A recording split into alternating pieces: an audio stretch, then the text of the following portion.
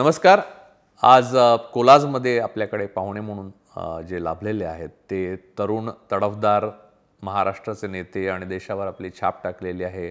अत्यंत तरुण वयात जे महापौर झाले नागपूरचे आणि तरुण वयात म्हणजे पवारसाहेबांनंतरचे सर्वात तरुण मुख्यमंत्री झाले ते देवेंद्र फडणवीस, जे आता महाराष्ट्राचे विरोधी पक्ष नेते आहेत.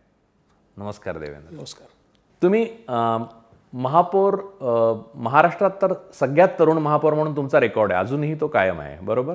नाही, मला असं वाटतं की त्याच्यानंतर बहुधा गणेश नाईकांचा मुलगा झाला. त्यांनी तोडला तो. गणेश नाईकांचा मुलगा. ते माझ्यापेक्षा 2 वर्ष अजून लहान होते झाले तेव्हा. आणि एक झालं, दुसरं म्हणजे तुम्ही झालात तेव्हा तर तुम्हीच होता. दुसरं असं की मुख्यमंत्री तुम्ही झाले तेव्हा पवार साहेबांनंतर सर्वात तरुण मुख्यमंत्री होते. आता मुख्यमंत्री पद जे तुम्हाला मिळालं म्हणजे तुम्ही जेव्हा मुख्यमंत्री पदाची शपथ घेतली तो एक क्षण आणि नंतर तुम्ही मुख्यमंत्र्याकडनं परत विरोधी पक्ष नेते झाला, हे दोनही गोष्टी अत्यंत अनपेक्षित होत्या राज्याला, तुम्हाला स्वतःला. तर तुम्ही ते जेव्हा ते तुमच्याकडे आलं तेव्हा ती एक्साइटमेंट, आणि जेव्हा ते तुमच्याकडनं गेलं तेव्हाही ते खूप अनपेक्षित होतं की तुम्ही न येण्याचं कोणतं कारण दिसत नव्हतं. कागदावर सगळं फुलप्रूफ होतं आणि तुमच्याकडनं मुख्यमंत्रीपद गेलं. यावेळेला तुम्ही सुखदुःखे समीकृत्वा लाभलाभो या जय जय असं घेतलं का? पहिल्या वेळेला आनंद पण खूप एक्साइटमेंटने उपभोगला आणि दुसऱ्या वेळेला काही काळ तुम्हाला त्यातनं सावरायला वेळ द्यावा लागला, काय झालं? नाही, असं आहे की मी अजून काही योगिक अशा परिस्थितीमध्ये पोचलेलो नाही. अजूनही माणूसच आहे, त्याच्यामुळे निश्चित आनंदही होतो, दुःखही होतं. पण एक गोष्ट सांगतो की ज्यावेळेस मुख्यमंत्री झालो साधारण मला कल्पना होती, म्हणजे मी कधी बाहेर बोललो नाही, पण मी बनेन अशी मला जवळजवळ कल्पना होती. केंद्रीय नेतृत्वाने दिली? ती दिली होती, काही ना काही प्रमाणात मला ती दिलेली होती. त्यामुळे म्हणजे आनंद तर होताच, परंतु आपल्या या कानालाही कळू द्यायचं नाही, ही जी काही एक आमच्या इथली पद्धत आहे त्या पद्धतीप्रमाणे मी कधीही बाहेर बोललो नाही. त्यामुळे माझा आनंदही काही बाहेर दिसला नाही. त्यामुळे तो हळूहळू आनंद असा एकदम आपल्याला बातमी कळल्याने आपण जसं खूप एक्साइट होतो, ती स्टेज काही कधी आली नाही. कारण ते असं मला हळूहळू इशाऱ्यात रोज सांगितलं जातं की बाबा तुला लीड करायचं, तुला लीड करायचं, तुला लीड करायचं आहे. तुम्ही घरात सांगून ठेवलं तर? नाही, माझ्या पत्नीलाही नाही, माझ्या आईलाही नाही, कधीच नाही. आणि मी सांगितलं नाही, या कानाचं त्या कानालाही नाही. आणि तुमचं म्हणणं खरं आहे, म्हणजे त्यावेळी कोणाला वाटलं नव्हतं की मी मुख्यमंत्री होईल, त्यावेळेस मी मुख्यमंत्री झालो. आणि जेव्हा माझ्यासहित सगळ्यांना माहिती होतं की मी मुख्यमंत्री होणार आहे त्यावेळेस मी झालो नाही. पण त्याचा दुःख निश्चितच झालं, पण फार काळ नाही राहिला. किती काळ साधारण टिकला? माझा अंदाज असा आहे की एक तर अनबिलिव्हेबल होतं. त्यामुळे 2 दिवस विश्वास बसायला लागले. म्हणजे ज्यावेळेस हे सरकार असं हातातून निसटत एक दिवस असं लक्षात आलं की आता हे सरकार नाही आहे, आपलं गेलं आहे आपल्या हातून. तर 2 दिवस त्याच्यावर विश्वास बसला नाही की असं होऊ कसं शकतं. कारण सगळ्या गोष्टी आपल्या बाजूनी असताना सगळ्यात जास्त लोक आपले निवडून आले, सगळ्यात जास्त युतीतले निवडून आले, आणि जे काही वादळ होतं ते संपेल असं वाटलं. असं सगळं असताना हे गेलं कसं आपल्या हातून, असं ते विश्वास त्याच्यावर काही बसला नाही. पण त्याच्यानंतर मला असं वाटतं एक 10-12-15 दिवसात मी एकदम नॉर्मल झालो, परिस्थिती स्वीकारली. आणि म्हणजे मला साधारण एक्स्ट्रीम दुःख आणि एक्स्ट्रीम हर्ष अशी पद्धत माझी नसते. मला दुःख होतं किंवा आनंद होतो, पण एक्स्ट्रीम काही नसतं. त्यामुळे मी स्वीकारलं आणि मग जो रोल मिळाला त्या रोलमध्ये घुसलो आणि त्या रोलमध्ये काम सुरू केलं. पण मला इथे एक मुद्दा आहे की शिवसेनेने तुमचा विश्वासघात केला असा राग तुम्हाला आला तेव्हा? माणूस आहात म्हणून तुम्ही म्हटलं की आपल्याला नाही, राग निश्चितच आला. कारण याचं 2 कारणं होते. एक, लोकसभेच्या निवडणुकीतही जणू काही हे त्यांचे उमेदवार हे भाजपचे उमेदवार आहेत, आपल्याला मोदीजींना पुन्हा पंतप्रधान बनवायचं आहे, असं मी शिवसेनेच्या उमेदवारांकरता काम केलं, त्यांच्याकरता मदत केली, जे माझ्या त्यांनी करता येईल ते केलं. विधानसभेच्या निवडणुकीमध्ये ज्या दिवशी फॉर्म वापस घ्यायचे होते, मी भाजपच्या बंडखोरांचे फॉर्म वापस घेण्याकरता बसलो नाही. देसाई साहेब आणि सगळे ते माझ्याकडे बसले आणि सकाळपासनं 5 तास मी केवळ सेनेच्या विरुद्ध जी आमची मंडळी उभी होती, बंडखोरी होती, त्या लोकांना वापस घेण्याकरता 5 तास फोनवर होतो आणि त्यातले मॅक्सिमम लोक मी परत घेतले. कारण मला शेवटी एकत्रितपणे आपल्याला निवडून येऊन जास्तीत जास्त जागा मिळवायच्या आहेत. म्हणजे त्याच वेळी सेनेचे बंडखोर आपल्या विरुद्ध परत होत नाही आहेत याकडे मी दुर्लक्ष केलं. किंवा मी अशी अट नाही टाकली की तुमचा हा मागे गेला तर माझा हा मागे जाईल. त्यामुळे तुम्ही बघितलं असेल की प्रचंड बंडखोरी सेनेची ही भाजपच्या विरुद्ध होती. भाजपची त्या मनाने कमी होती, कारण मी जवळजवळ सगळे बंडखोर हे त्या ठिकाणी परत घेतले होते. आणि त्याच्यानंतर निवडणुकीमध्ये म्हणजे उद्धवजी तर सेनेच्या कॅन्डिडेट्सकडेच गेले, पण मी भाजपच्या कॅन्डिडेटच्या प्रचाराला गेलो, सेनेच्या कॅन्डिडेटच्या प्रचाराला गेलो. सेनेचे अनेक, कारण जुने संबंधही होते, अनेक त्यांचे आमदार मला फोन करायचे किंवा कॅन्डिडेट फोन करायचे की इथे ही अडचण आम्हाला होते आहे, तर आपला उमेदवार असं समजून मी त्यात मदत करायचो. आणि एकूण त्याच्यापूर्वीच्या 5 वर्षामध्ये जे काही संबंध उद्धवजींशी होते, म्हणजे एक गोष्ट मी, आणि तेही मान्य करतील, उद्धवजींनी मला सांगितलं आणि मी ते ऐकलं नाही असं कधीच झालं नाही, नेवर इन 5 वर्षात. त्यामुळे निश्चित एक सात्विक संताप मला आला, मला राग आला, या सगळ्या गोष्टी आल्याच. पण शेवटी राजकारण आहे, त्याच्यामुळे अशा गोष्टी मागे टाकायच्या असतात आणि पुढे जायचं असतं. आता हे प्रश्न खूप मला रिपिटेटिव्ह विचारायचे नाहीत, कारण अगोदर तुम्हाला अनेकांनी विचारलं, पण मला हा वेगळ्या पद्धतीने विचारायचा आहे हा प्रश्न, कारण हा प्रश्नाची उत्तरं अजून आलेली नाहीत. तुम्ही पहिली गोष्ट अशी की तुम्ही त्यांना दिलेलं वचन मोडलं असं जे सगळीकडे प्रसृत झालं, किंवा त्यांचं असं एक व्हर्जन आहे, त्यांचंही एक सत्य आहे जे तुमचंही एक सत्य आहे राजकारणी म्हणून. त्यातलं खरं द ट्रूथ काय आहे, म्हणजे काय सत्य आहे की तुम्हाला खरोखरच तुम्ही वचन देऊन नंतर तोडलं का, की केंद्रीय नेतृत्वाने तुम्ही वचन देऊन तोडलं नसेल, तुमच्या केंद्रीय नेतृत्वाने ते असमर्थता दाखवली का ते वचन पाळायला, काय झालं? असं असतं, आपल्याला माहिती आहे ना, प्रत्येक गोष्टीच्या 3 बाजू असतात. एक तुमची बाजू, एक माझी बाजू, एक खरी बाजू.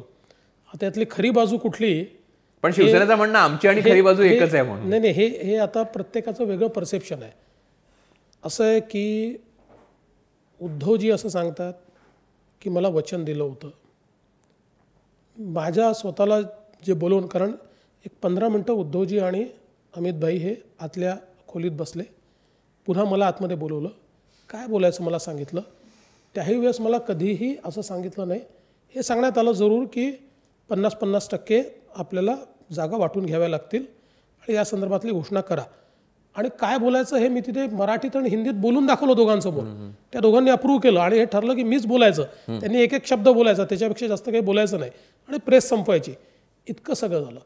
पण त्याही पलीकडे जाऊन सांगतो की ज्यावेळेस म्हणजे विधानसभेचं सगळं आपलं हे चाललं होतं, ते लोकसभेचं ज्यावेळेस चाललं होतं, सगळ्या म्हणजे वाटाघाट्या चालल्या होत्या. हो, अमितभाई मातोश्रीवर गेले होते. ते अमितभाई मातोश्रीवर जे आले ते सबसिक्वेंट आले, त्याच्या आधी आम्ही भरपूर वाटाघाटी केली. आणि या वाटाघाटीमध्ये एक दिवस उद्धवजी होते, आदित्य होतं, मी होतो आणि आमच्याकडनं अजून एक जण होते. आमचं चर्चा सुरू झाली आणि त्या चर्चेमध्ये त्यांनी पालघरचा आग्रह धरला. मग मी म्हटलं आमची सिटिंग सीट आहे, पालघर कशी देता येईल. मग जवळजवळ आम्ही ॲग्री केलं, नंबर्सही ॲग्री केले. आणि मग शेवटी उद्धवजी असं म्हणाले की बघा, ते आम्हाला विधानसभेच्या वेळी 50% हे तर जागा ठीक आहे, पण आम्हाला मुख्यमंत्रीपद लागेल. तर मी म्हटलं मुख्यमंत्रीपदाचं तर मला काही मॅन्डेट नाही आहे. म्हणाले नाही, मी परवा फोनवर अमितभाईंशी बोललो होतो, त्यावेळेस मी त्यांना सांगितलं होतं. तर रात्री 2 वाजले होते. मी म्हटलं मी आत्ता अमितभाईंना उठवतो. मी रात्री 2 वाजता अमितभाईंना उठवलं. म्हटलं त्यांचं म्हणणं असं आहे. ते म्हणाले पण मी त्यांना सांगितलं हे शक्य नाही आहे आणि मी शब्द दिलेला नाही आहे, आणि याच्यावर जर आपली बोलणी तुटत असेल तुम्ही तोडून टाका, कारण हे आपल्याला मान्य नाही आहे. आणि त्याच्यावर आम्ही बोलण्या तोडल्या. रात्री 2 वाजता ते घरी गेले, मी घरी गेलो. त्यानंतर 2 दिवसांनी पुन्हा मध्यस्थी झाली आणि मग पालघरची सीट त्यांना द्यायची आणि क्लोज करायचं असा निर्णय झाला. याचा अर्थ काय होता, तर मुख्यमंत्रीपदावर तुटलं होतं आणि ते आम्ही पालघरवर जोडलं आणि मुख्यमंत्रीपद नाही, हा निर्णय पक्का झाला. आता याच्यानंतर मला हे समजतच नाही की ते कुठे हा विषय धरून बसले की मला हो म्हटलं. आणि मी पुन्हा अमितभाईंनाही विचारलं. ते म्हणाले की मी समोर, म्हणजे ते 15 मिनटं जे आतमध्ये होते त्यावेळेस आमच्या वेगवेगळ्या चर्चा आल्या, पण कधीही, कारण म्हणाले मुख्यमंत्री या विषयावर आम्ही क्लोज केलं होतं ऑलरेडी की ते शक्य नाही आहे, त्यामुळे असा शब्द कधी दिलेलाच नाही. आता मला हे समजत नाही की हा शब्द ते कुठून पकडून बसले. आमच्या नेत्यांचं म्हणणं होतं की आम्ही तो कधी शब्द दिलेला नाही. याच्यामध्ये खरं सांगतो की जी सगळ्यात महत्त्वाची गोष्ट आहे, या सगळ्या गोष्टीतनं मार्ग निघू शकला असता, मात्र उद्धवजींनी माझ्याशी बोलणंच टाळलं.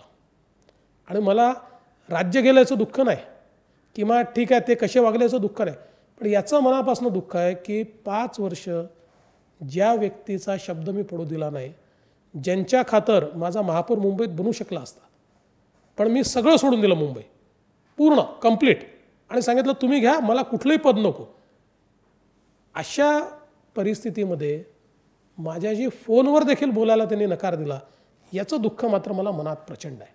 पण फोनचं कल्चर त्यांचं तसं आहेच ना. म्हणजे नाही, प्रश्न काय आहे की हे म्हणजे ते इनकमिंग फोनचं ते मर्जीवर ठेवतात. हे कल्चर जे काही आहे, मी सिटिंग मुख्यमंत्री होतो, त्यांच्यासोबत आम्ही दोघं एकत्रित निवडून आलेलो होतो, त्याच्यानंतर नवीन सरकार बनवायचं होतं आणि एवढंच नाही तर मला हे माहिती आहे की ते फोन घेतील किंवा घेणार नाही असा प्रश्न असतो. म्हणून त्यांच्याकडनं जे काही मध्यस्थ होते त्यांच्याशी बोलणी करून, मग त्यांच्या इथे जे लोक त्यांचे फोन पाहतात त्यांच्याशी बोलणी करून, त्यांच्याकडनं वेळ कन्फर्म करून 4दा फोन केला मी आणि तो त्यांनी घेतला नाही.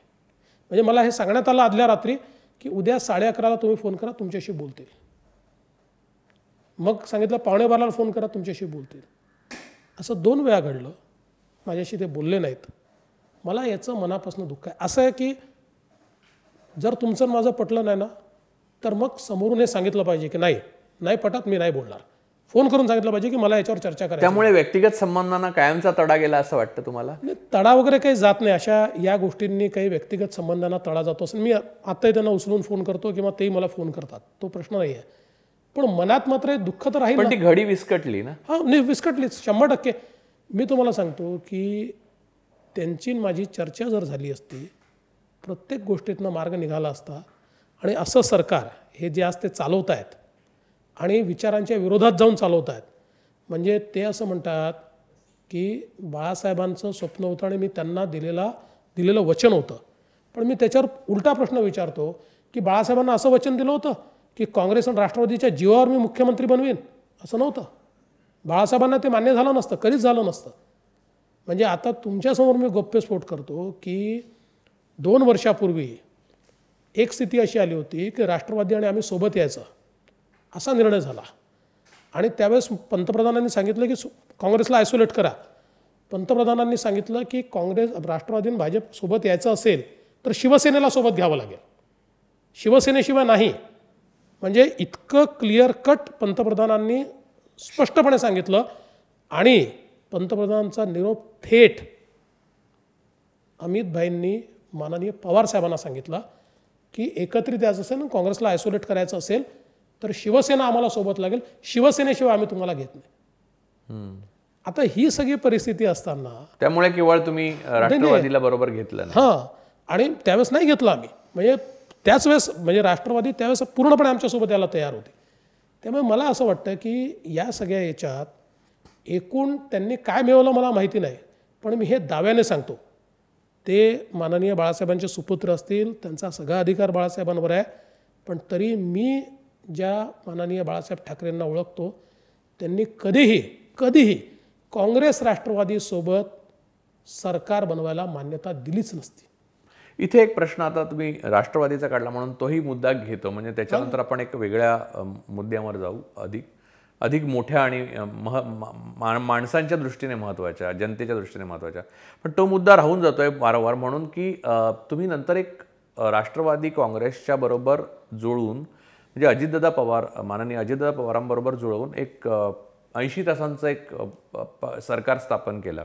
ते अयशस्वी झालं. पण एक मला त्याच्यात मुद्दा आजही मला व्यक्तिशः आणि महाराष्ट्रातल्या जनतेला एक सतत जाणवतं की पवार कुटुंबामध्ये अशी पद्धत नाही की त्यांच्यातला जो सर्वात ज्येष्ठ असतील, मग पवार साहेबांचे मोठे भाऊ होते तेव्हा ते, किंवा आता पवार साहेब, त्यांना विचारल्याशिवाय काही करत नाहीत लोक.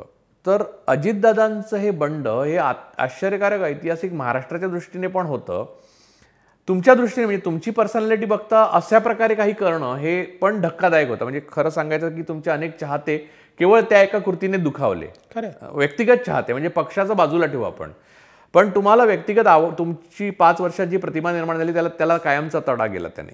एक दुसरी गोष्ट अशी की अजितदादा जे बरोबर आले ते पवार साहेबांच्या संमतीने आले का संमती विना आले हे गुलदस्त्यात राहिलं. आणि तुम्ही मला मागे म्हणाला होता, म्हणजे एका इंटरव्ह्यूमध्ये म्हणाला होता की या गोष्टीबद्दल योग्य वेळी खुलासा होईल.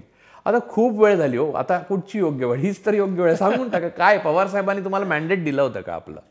असं आहे की त्याचा जो खुलासा आहे, अनेक लोक आता पुस्तकं लिहित आहेत. खरं पुस्तक मी लिहिणार आहे. कधी लिहायचं ते ठरवलं आहे, लगेच लिहिणार नाही आहे, पण खरं पुस्तक मी लिहिणार आहे. आणि मग हे जेवढे पुस्तकं लिहित आहेत ना, त्यांचे पुस्तकं कसे गृहितिकांवर आधारित आहे आणि किती इमॅजिनरी आहे हे त्यावेळेस लक्षात येईल. कारण सगळा घटनाक्रम माझ्या डोक्यात हा, पत्रकारांनी लिहिलेली पुस्तकं. बरेच पत्रकार लिहून 36 तास अडते असं काय? बरे वेगवेगळे लिहित आहेत. तुम्हाला एकच गोष्ट यात सांगतो की ज्यावेळी शिवसेना येत नाही आहे असं लक्षात आलं, त्यावेळी आमच्याकडे काय ऑप्शन्स आहेत त्याचा आम्ही विचार केला. आणि त्यातल्या एका ऑप्शनमध्ये आम्हाला थेट राष्ट्रवादीची ऑफर होती सोबत जाण्याची. थेट राष्ट्रवादीची ऑफर. गॉड प्रॉमिस तुम्ही सांगता? राष्ट्रवादी म्हणजे निश्चित. राष्ट्रवादी म्हणजे थेट राष्ट्रवादी म्हणजे अजित पवार नाही, थेट राष्ट्रवादीची ऑफर होती. या संदर्भात योग्य त्या चर्चा देखील झाल्या होत्या. आणि त्यानंतर तुम्ही होता त्या चर्चेत? मला माहिती आहे, मी होतो. एका चर्चेत मी होतो, एकात मी नव्हतो, जे काय असेल. आणि एकदम टोकाच्या चर्चा देखील, म्हणजे सगळ्या ज्या व्हायला पाहिजेत त्या लेवलच्या सगळ्या चर्चा झाल्या होत्या. त्याच्यानंतर राष्ट्रवादीच्या प्रमुखांनी आपली भूमिका बदलली आणि आम्ही कॉर्नर झालो आणि आम्ही शांत बसलो होतो. 2-3 दिवस असे होते की आम्ही आता मनातने ठरवून टाकले की आता आपल्या हातात हे सरकार नाही, हे सरकार गेलं. आणि कुठलीच कृती आम्ही केली नाही त्या 3-4 दिवसात. पण त्या 3-4 दिवसांनंतर अजितदादांकडनं आम्हाला फिलर आला आणि आमची त्यांच्याशी चर्चा झाली आणि ते म्हणाले मला मान्य नाही हे. म्हणाले जे पवार साहेबांनी आधी सांगितलं होतं, माझं आजही स्पष्ट मत आहे, स्थिर सरकार हे भाजप आणि राष्ट्रवादी या ठिकाणी देऊ शकेल. पण जर पवारसाहेब शब्दावरून आता बदलत असतील तर मला हे वाटतं की हे 3 पक्षाचं सरकार चालू शकत नाही, यातनं राज्याचं नुकसान होईल. आणि म्हणून मी तयार आहे तुमच्यासोबत सरकार बनवायला. आणि त्यानंतर त्यांच्याकडे रिक्वायर्ड स्ट्रेंथही होती. त्यानंतर हा निर्णय झाला. आणि म्हणून ती जी काही सकाळी झाली, म्हणजे आता तो निर्णय बरोबर होता का चूक होता, म्हणजे मी तर 4दा हे कबूल केलं की कदाचित चूक असेल. पण ज्या तुम्हाला व्यक्तिशः चुकीचा झाला नाही, म्हणजे तुम्ही आज अनलाईक देवेंद्र झाला. आज मी ज्यावेळेस मागे वळून पाहतो त्यावेळेस नसतं केलं तरी चाललं असतं असं आज वाटतं. पण त्या क्षणी नाही वाटलं, याकरता नाही वाटलं की ज्यावेळी तुमच्याशी सगळे धोका करतायत. तुम्हाला राग होता? जेव्हा बॅकस्टॅबिंग होत आहे, तुमच्या पाठीत प्रत्येकजण खंजीर खुपसतोय, त्यावेळी जगावं लागतं राजकारणामध्ये.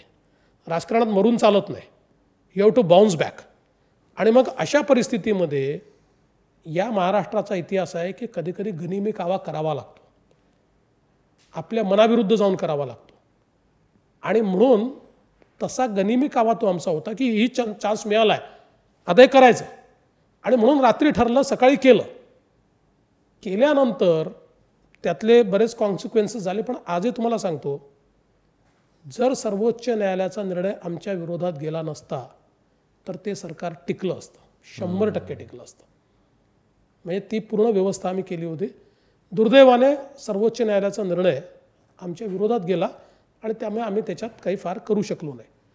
आणि म्हणून मी सांगतो की आज मला मागे होऊन पाहिलं तर असं वाटतं निर्णय चुकला होता. पण त्या क्षणी आय वॉज कन्व्हिन्स्ड. आणि मला असं वाटतं की त्यावेळेस माझं कन्व्हिन्स होणं याकरता बरोबर होतं की सगळे मिळून तुम्हाला ज्यावेळेस बॅकस्टॅप करतात ना, त्यावेळेस आपल्याला ही भूमिका नाही स्वीकारता येत की नाही मी तर तत्वांना अडून राहील, माझ्या पाठीत किती खंजीर खुपसा. राजकारणात हे चालत नाही. राजकारणामध्ये त्यावेळी जशास तसं उत्तर द्यावं लागतं. ते उत्तर देण्याचा प्रयत्न केला, अयशस्वी झालो, पण यशस्वी होण्याच्या 99% पोहोचून अयशस्वी झालो. मला एक सांगा की पवार साहेबांनी ऐन वेळेला आपली भूमिका केवळ तुम्ही फडणवीस आहात म्हणून बदलली असं तुम्हाला वाटतं का? नाही, आता याच्या संदर्भात मी अधिक काही बोलणार नाही. पण हो किंवा नाही मध्ये सांगा, म्हणजे आतून काय तुम्हाला माहिती असेल. नाही, मी एवढंच सांगतो की फडणवीस आडनाव असण्यामुळे काय काय भूमिका बदलतात या बरेच वेळा आम्ही बघितल्या. पवारसाहेबांच्या बाबतीतही बघितल्या, अनेकांच्या बाबतीत त्या आम्ही बघितल्या. पण आता असं आहे की जे गेलं ते गेलं, आता त्याच्यावर मी काही म्हणणार नाही. एवढं मात्र निश्चित सांगतो की गेल्या 5 वर्षामध्ये माझ्यावर अटॅक करायला केवळ एकच शस्त्र मिळालं आणि मला याचा आनंद आहे की अनेक नेते जे स्वतःला पुरोगामी म्हणवतात, अशा पुरोगामित्वाचा बुरखा हा वारंवार फाटला. कारण त्यांना केवळ आणि केवळ माझ्या जातीचाच उपयोग करावा लागला. माझ्यावर अटॅक करण्याकरता माझ्या जातीशिवाय त्यांना काहीच सापडलं नाही गेल्या 5 वर्षात. तुम्ही स्वतः आपण ब्राह्मण आहे तर तुम्हाला अभिमान वाटतो? नाही, असं जातीचा अभिमान वाटण्याचे काही दिवस नाही आहे. कर्तृत्वाचा अभिमान पाहिजे. जातीचा अभिमान कशाचा आहे? तुमचं कर्तृत्व चांगलं असेल तर त्या कर्तृत्वाचा अभिमान वाटला पाहिजे. जात ही बघा एक परंपरा आपल्याकडे आली. माझं तर मत आहे आणि हे सगळ्यांचंच मत आहे की हिंदू धर्मामध्ये जाती व्यवस्थेचा जो अशा प्रकारचा जो काही प्रकार तयार झाला आणि त्यातनं मग कोणीतरी खालचा आणि कोणी वरचा आहे, हा मूळ हिंदू धर्मच नाही. आणि त्याच्यामुळे याचा तिरस्कारच केला पाहिजे. कोणी याचा पुरस्कार करू शकत नाही. आणि म्हणून जातीचा अभिमान वगैरे आता या गोष्टी नाही आहे. कर्तृत्वाचा अभिमान आहे. जात कुठली असो, ज्याचं कर्तृत्व चांगलं त्याचाच अभिमान बाळगला पाहिजे. एक दुसरा मुद्दा असा आहे की तुम्ही ज्या पद्धतीने 5 वर्ष महत्त्वाकांक्षेने आणि डायनामिझमने चालवलं सरकार, चांगलं वाईट कुठचंही सरकार 100% यशस्वी असू शकत नाही किंवा 100% अयशस्वी करू शकतो एखादा मनुष्य, पण 100% अयशस्वी जर प्रयत्न केले तर यशस्वी 100% होऊ शकत नाही. त्यात कमी राहिल्या असतील पण तुम्ही केलं. ते पाहता एकीकडे चर्चा अशी सुरू झाली की देवेंद्र फडणवीस हे केंद्रीय नेतृत्वासाठी योग्य उमेदवार आहेत पुढच्या काळात, म्हणजे लगेच नाही, काही वर्षानंतर. आणि ही चर्चा खूप मोठ्या प्रमाणावर देशभर केली जायची. कारण देशातले सगळे नेते भारतीय जनता पक्षातले पाहिले तर मोदीजींनंतर एक अमित भाई सोडले तर तुमचं नाव घेतलं जायचं. तर यामुळे केंद्रीय नेतृत्वातले जे मोदीजींच्या नंतरच्या रांगेत उभे असलेल्यांना किंवा म्हणजे थेट बोलायचं झालं तर अमित भाईंना थोडा त्रास झाला असं एक परसेप्शन आहे. ते बरोबर आहे का चूक आहे? काय राजकारणामध्ये इतक्या वेगवेगळ्या कपोल कल्पित गोष्टी तयार होतात. मी कधी कधी ते ऐकतो तर मला हसायला येतं. बघा एक सांगतो, गेल्या 5 वर्षामध्ये किंवा आजही आमच्या पाठीशी सगळ्यात भक्कमपणे कोणी उभं राहत असेल तर ते अमित भाई आहेत. असे मोदीजी आमचे नेते आहेत, ते पंतप्रधान आहेत. प्रत्येक छोटी मोठी गोष्ट घेऊन त्यांच्यापर्यंत आम्हाला नाही जातात.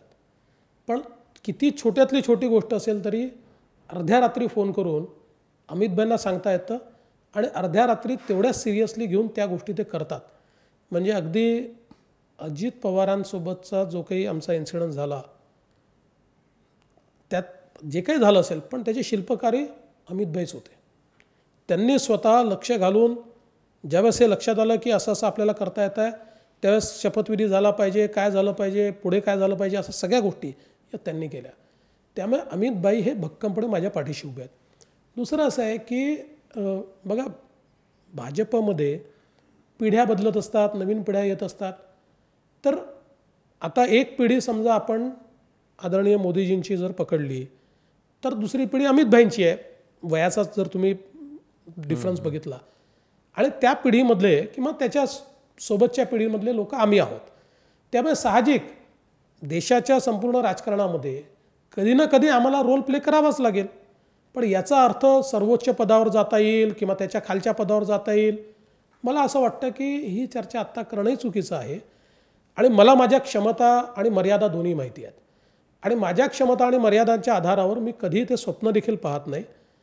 आता काय असतं की ज्यांना राजकारण समजत नाही अशा लोकांना किंवा आपल्या राज्यातले लोक असतात, आपल्या जवळचे लोक असतात, त्यांना आपलाच माणूस खूप मोठा वाटतो. त्यांना वाटतो की जगात आपलाच माणूस मोठा आहे. असं नाही आहे. पण अनेक चांगले म्हणजे मी स्वतःच लिहिलेलं आहे त्यामुळे मला माहिती आहे की एक पवार साहेबांनंतर म्हणजे महाराष्ट्राचे नितीन गडकरी सोडले तर देशामध्ये पक्ष आपण बाजूला ठेवू तर देशामध्ये जर कोणी चांगल्या पद्धतीने शिकलेला सुसंस्कृत जागतिक राजकारण कळणारा माणूस म्हणजे तुम्हीच होता आणि तुम्ही आहात. म्हणजे तुम्ही देशात जात नाहीये हा मुद्दा वेगळा, किंवा जात असाल तर आम्हाला म्हणजे आता चीनने परत हल्ला केल्यामुळे असं परिस्थिती की हिमालयाच्या मागे सह्याद्री जातो की काय अशी परिस्थिती आहे. आता हिमालयाबद्दल मला माहित नाही पण सह्याद्री जाऊ शकतो. तर हा मुद्दे जे आहेत ते परत परत येतात. त्याचं कारण असं की तुमचा अनुभव ज्यांनी बघितला म्हणजे घेतला 5 वर्ष मुख्यमंत्री म्हणून त्यानंतर स्वाभाविकपणे वाटतं की महाराष्ट्राचा आपल्याला कधी पंतप्रधान पद महाराष्ट्राला मिळालं नाही, ते मिळावं असं पवार साहेबांच्या बाबतीत सतत वाटलं आणि आजही वाटतं, म्हणजे त्यांचं वय झालं तरी सुद्धा. त्याच्यानंतर तुम्हीच दिसता, तर त्यामुळे ते वाटणं काही चुकीचं नाही आहे आणि तुम्हालाही तर वाटलं तर चुकीचं नाही. आता तुम्ही बोलणार नसाल तर नका बोलू, कारण पक्षात असं बोलणं चुकीचं आहे. माणसं आपल्याला अनेक वेळा दिसत नाही. म्हणजे समजा 2012 साली तुम्हाला जर कोणी सांगितलं असतं की देवेंद्र फडणवीस पुढचा मुख्यमंत्री आहे, तर तुम्ही म्हणाला असता की नाही, तो विरोधी पक्षात चांगलं काम करतो, भाजपच्या प्रमुख 5-7 नेत्यांमध्ये आहे, पण मुख्यमंत्री होईल असं मला वाटत नाही. किंवा कोणीही असं म्हटलं असतं, साहजिक असं म्हटलं असतं. राजकारणामध्ये फार डायनामिझम आहे, फार डायनामिक अशा पद्धतीनं राजकारण चालतं. लोक आपल्याला अनेक माहिती नसतात, लोक तयार होतात, लोक पुढे येतात, लोकांना संधी मिळते. त्यामुळे मला असं वाटतं की ठीक आहे, मी एक भाजपचा पुढच्या पिढीतल्या नेत्यांपैकी एक नेता आहे, त्यामुळे कधी ना कधी मी पंतप्रधान नाही केंद्रीय भाजपमध्ये काम करेन, जी काही जबाबदारी ती येईल. पण आजही मी तुम्हाला अगदी स्पष्ट सांगतो, म्हणजे हे काही मॉडेस्टी आहे वगैरे असं नाही, पण मला स्वतःला असं वाटत नाही की आज तरी पंतप्रधान पदाचं स्वप्न पाहावं एवढी माझी क्षमता आहे. केंद्रातला जो म्हणजे पुढे जाण्याचा तुमचा जो भाग आहे, त्याच्या अगोदर तुम्ही असं ठरवलं, एका मुद्द्यावर एका पॉईंटला तुम्ही अगोदर असं पण बोललात की मी राज्यात आधी नीट केल्याशिवाय केंद्रात काही जात नाही. तर महाविकास आघाडीचं सरकार येऊन 6 महिने झाले. उद्धवजी ठाकरे मुख्यमंत्री पदाचं सुरुवातीचा त्यांचा एक हनीमून पिरियड असतो प्रत्येक मुख्यमंत्र्याचा किंवा पंतप्रधानाचा, तो संपला. त्याच्यानंतर वास्तवाला सतत सामोरं जातं. लोकांना पण सरकार आवडतं ना आवडतं याच्याबद्दल वस्तुनिष्ठ विचार करावा लागतो. आणि या काळामध्ये कोरोना जंतुसंसर्गाने होणाऱ्या कोविड-19 सारख्या एका पॅन्डेमिकला, महाभयंकर साथीच्या आजाराला, जे हवेत नव्हतं, त्या जंतुसंसर्गाला जग सामोरं जात आहे. महाराष्ट्र, मुंबई पण सामोरी जाते.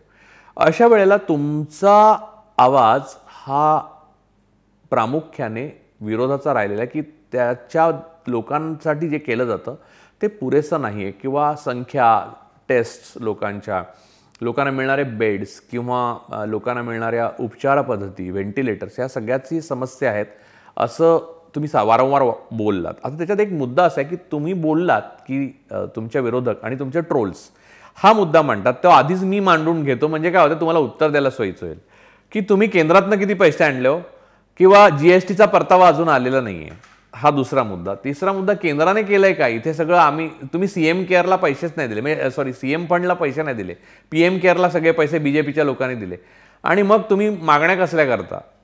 सार्वजनिक जीवनामध्ये सार्वजनिक आरोग्याच्या संदर्भातले प्रश्न उपस्थित करायला सामान्य माणसाने पण उपस्थित केले पाहिजे. तुम्ही तर विरोधी पक्ष नेते आहात, आता तुमची भूमिका सांगा. तुम्हाला मी त्याच्यावरचे इफ्स अँड बट्स सांगितलेले आहेत. त्यामुळे मला उत्तर जरा लांब द्यावं लागेल. द्या ना. त्यामुळे पहिलं गोष्ट अशी आहे की केंद्र सरकारने किती पैसे दिले हे विचारणाऱ्यांच्या तोंडावर सगळी आकडेवारी मी फेकली, त्याचं उत्तर ते देऊ शकले नाहीत. 28,000 कोटी रुपये केंद्र सरकारने राज्याला दिले. जीएसटीच्या परताव्याच्या संदर्भात, खरं म्हणजे जीएसटीचा परतावा असा जो विषय सांगितला जातो हे कंपेन्सेशन आहे, हा परतावा नाही आहे.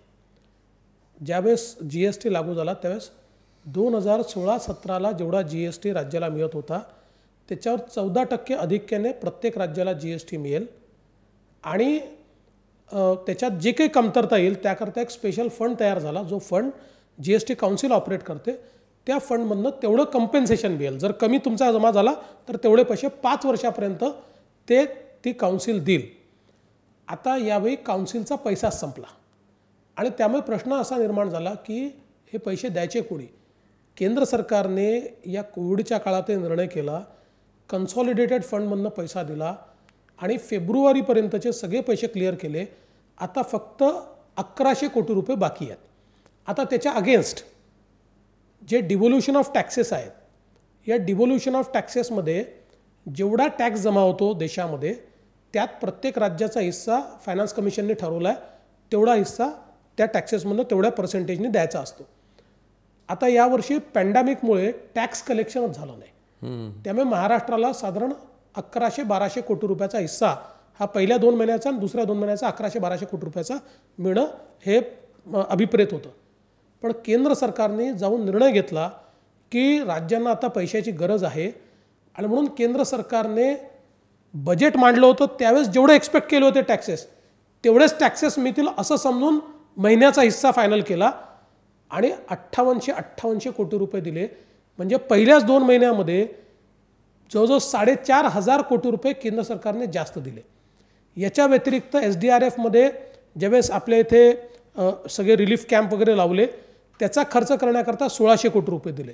याच्या व्यतिरिक्त PPE किट्स मास्क वगैरे तर दिलेच, पण त्याची लोकल खरेदी करण्याकरता 468 कोटी रुपये हे केंद्र सरकारने दिले.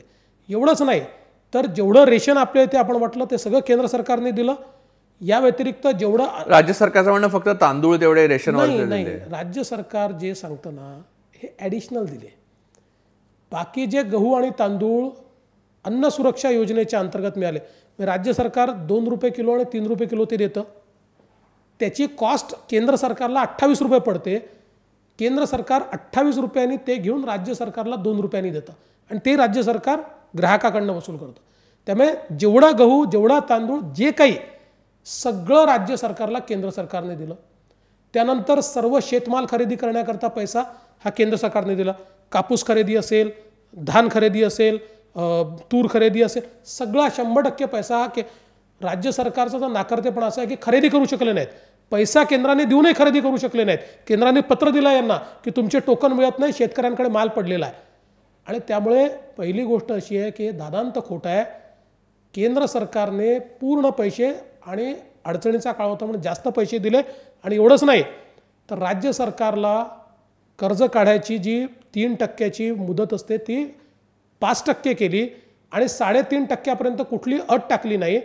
आणि त्याच्या पलीकडे जाऊन केंद्र सरकारने सांगितलं की यातले 75% पैसे एका दिवशी आपण काढू शकता, नाही तर ते दरवर्षी दर महिन्याला स्प्रेड असतात.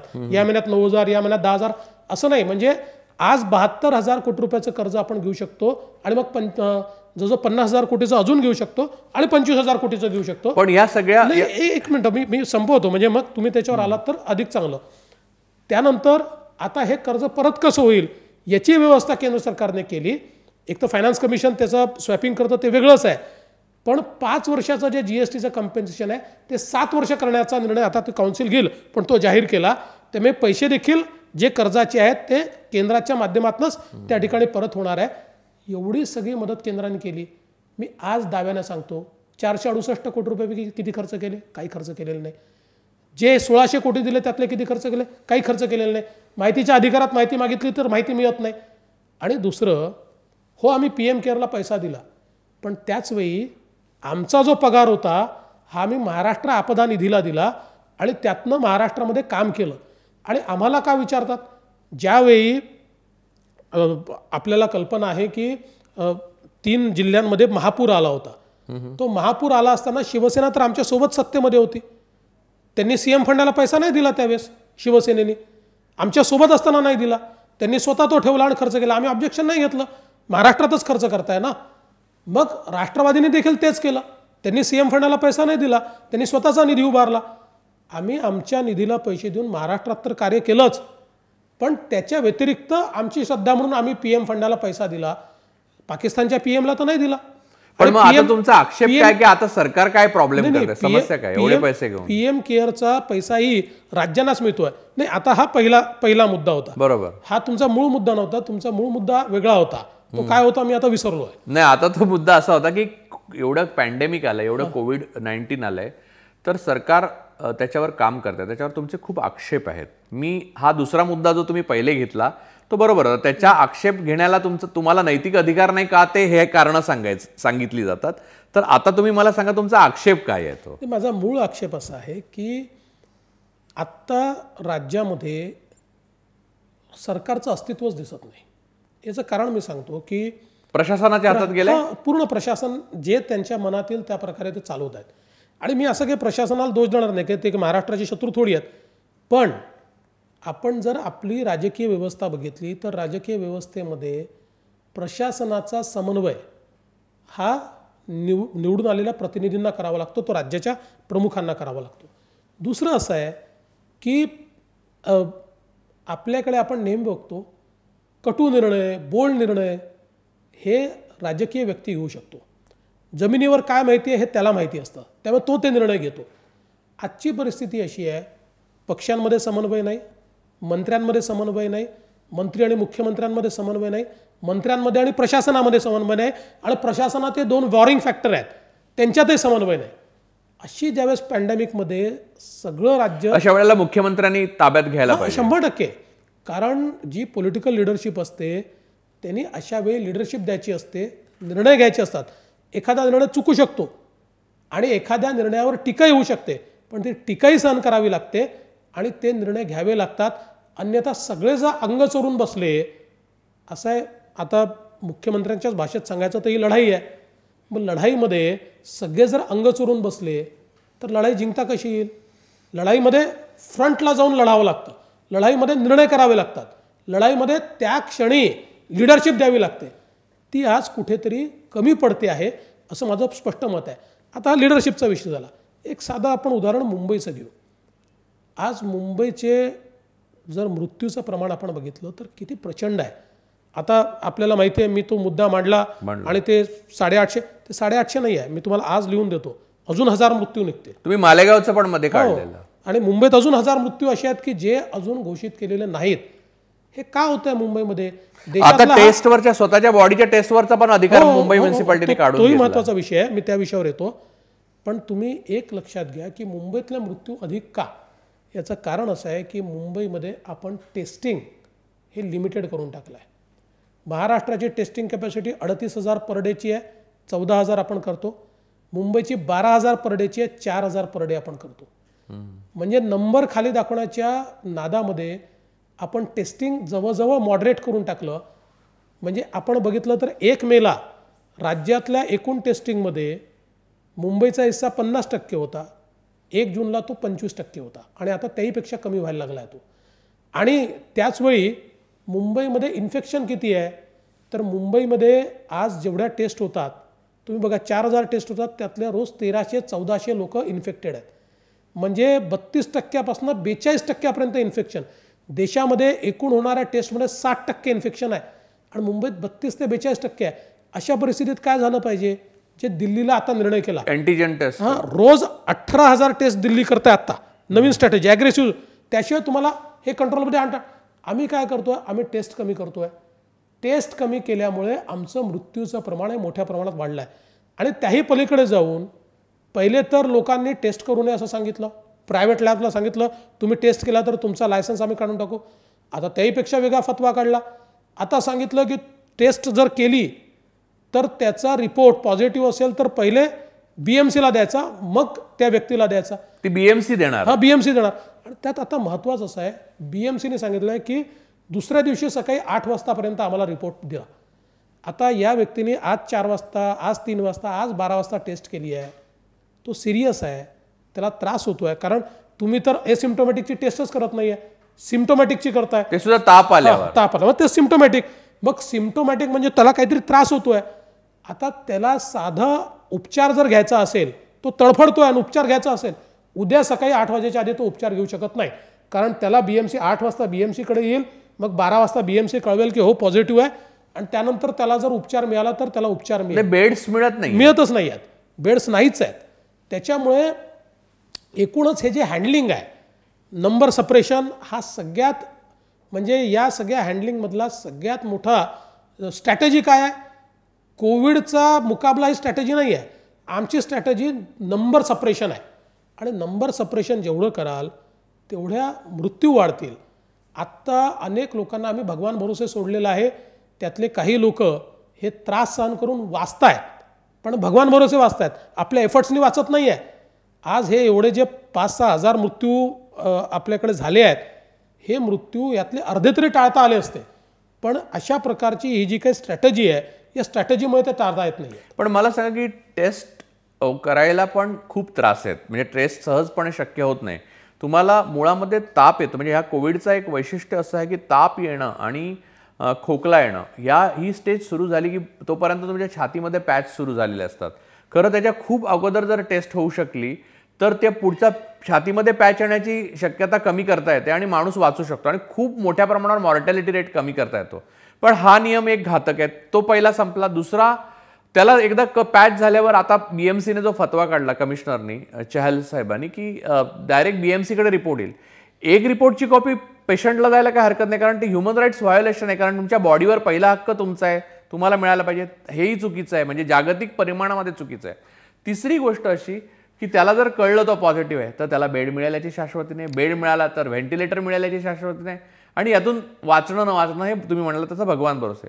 पण विरोधी पक्ष म्हणून किंवा तुम्ही एक मोठी शक्ती आहात, केंद्रात तुमची सत्ता आहे भारतीय जनता पक्ष, विरोधी पक्ष म्हणून मुंबई आणि महाराष्ट्रासाठी तुमच्या काय योजना आहेत की तुम्ही काय करता आहात? नाही, असं आहे की आता केवळ आवाज उठवणं हा उपाय नाही, लोकांना वाचवणं हा पण काम आहे. आता याच्यामध्ये म्हणजे आम्ही जेवढं आमच्याच्याने शक्य आहे तेवढं करतोय. म्हणजे आपल्याला मी सांगतो की आम्ही डॉक्टरांच्या टीम्स तयार केल्यात.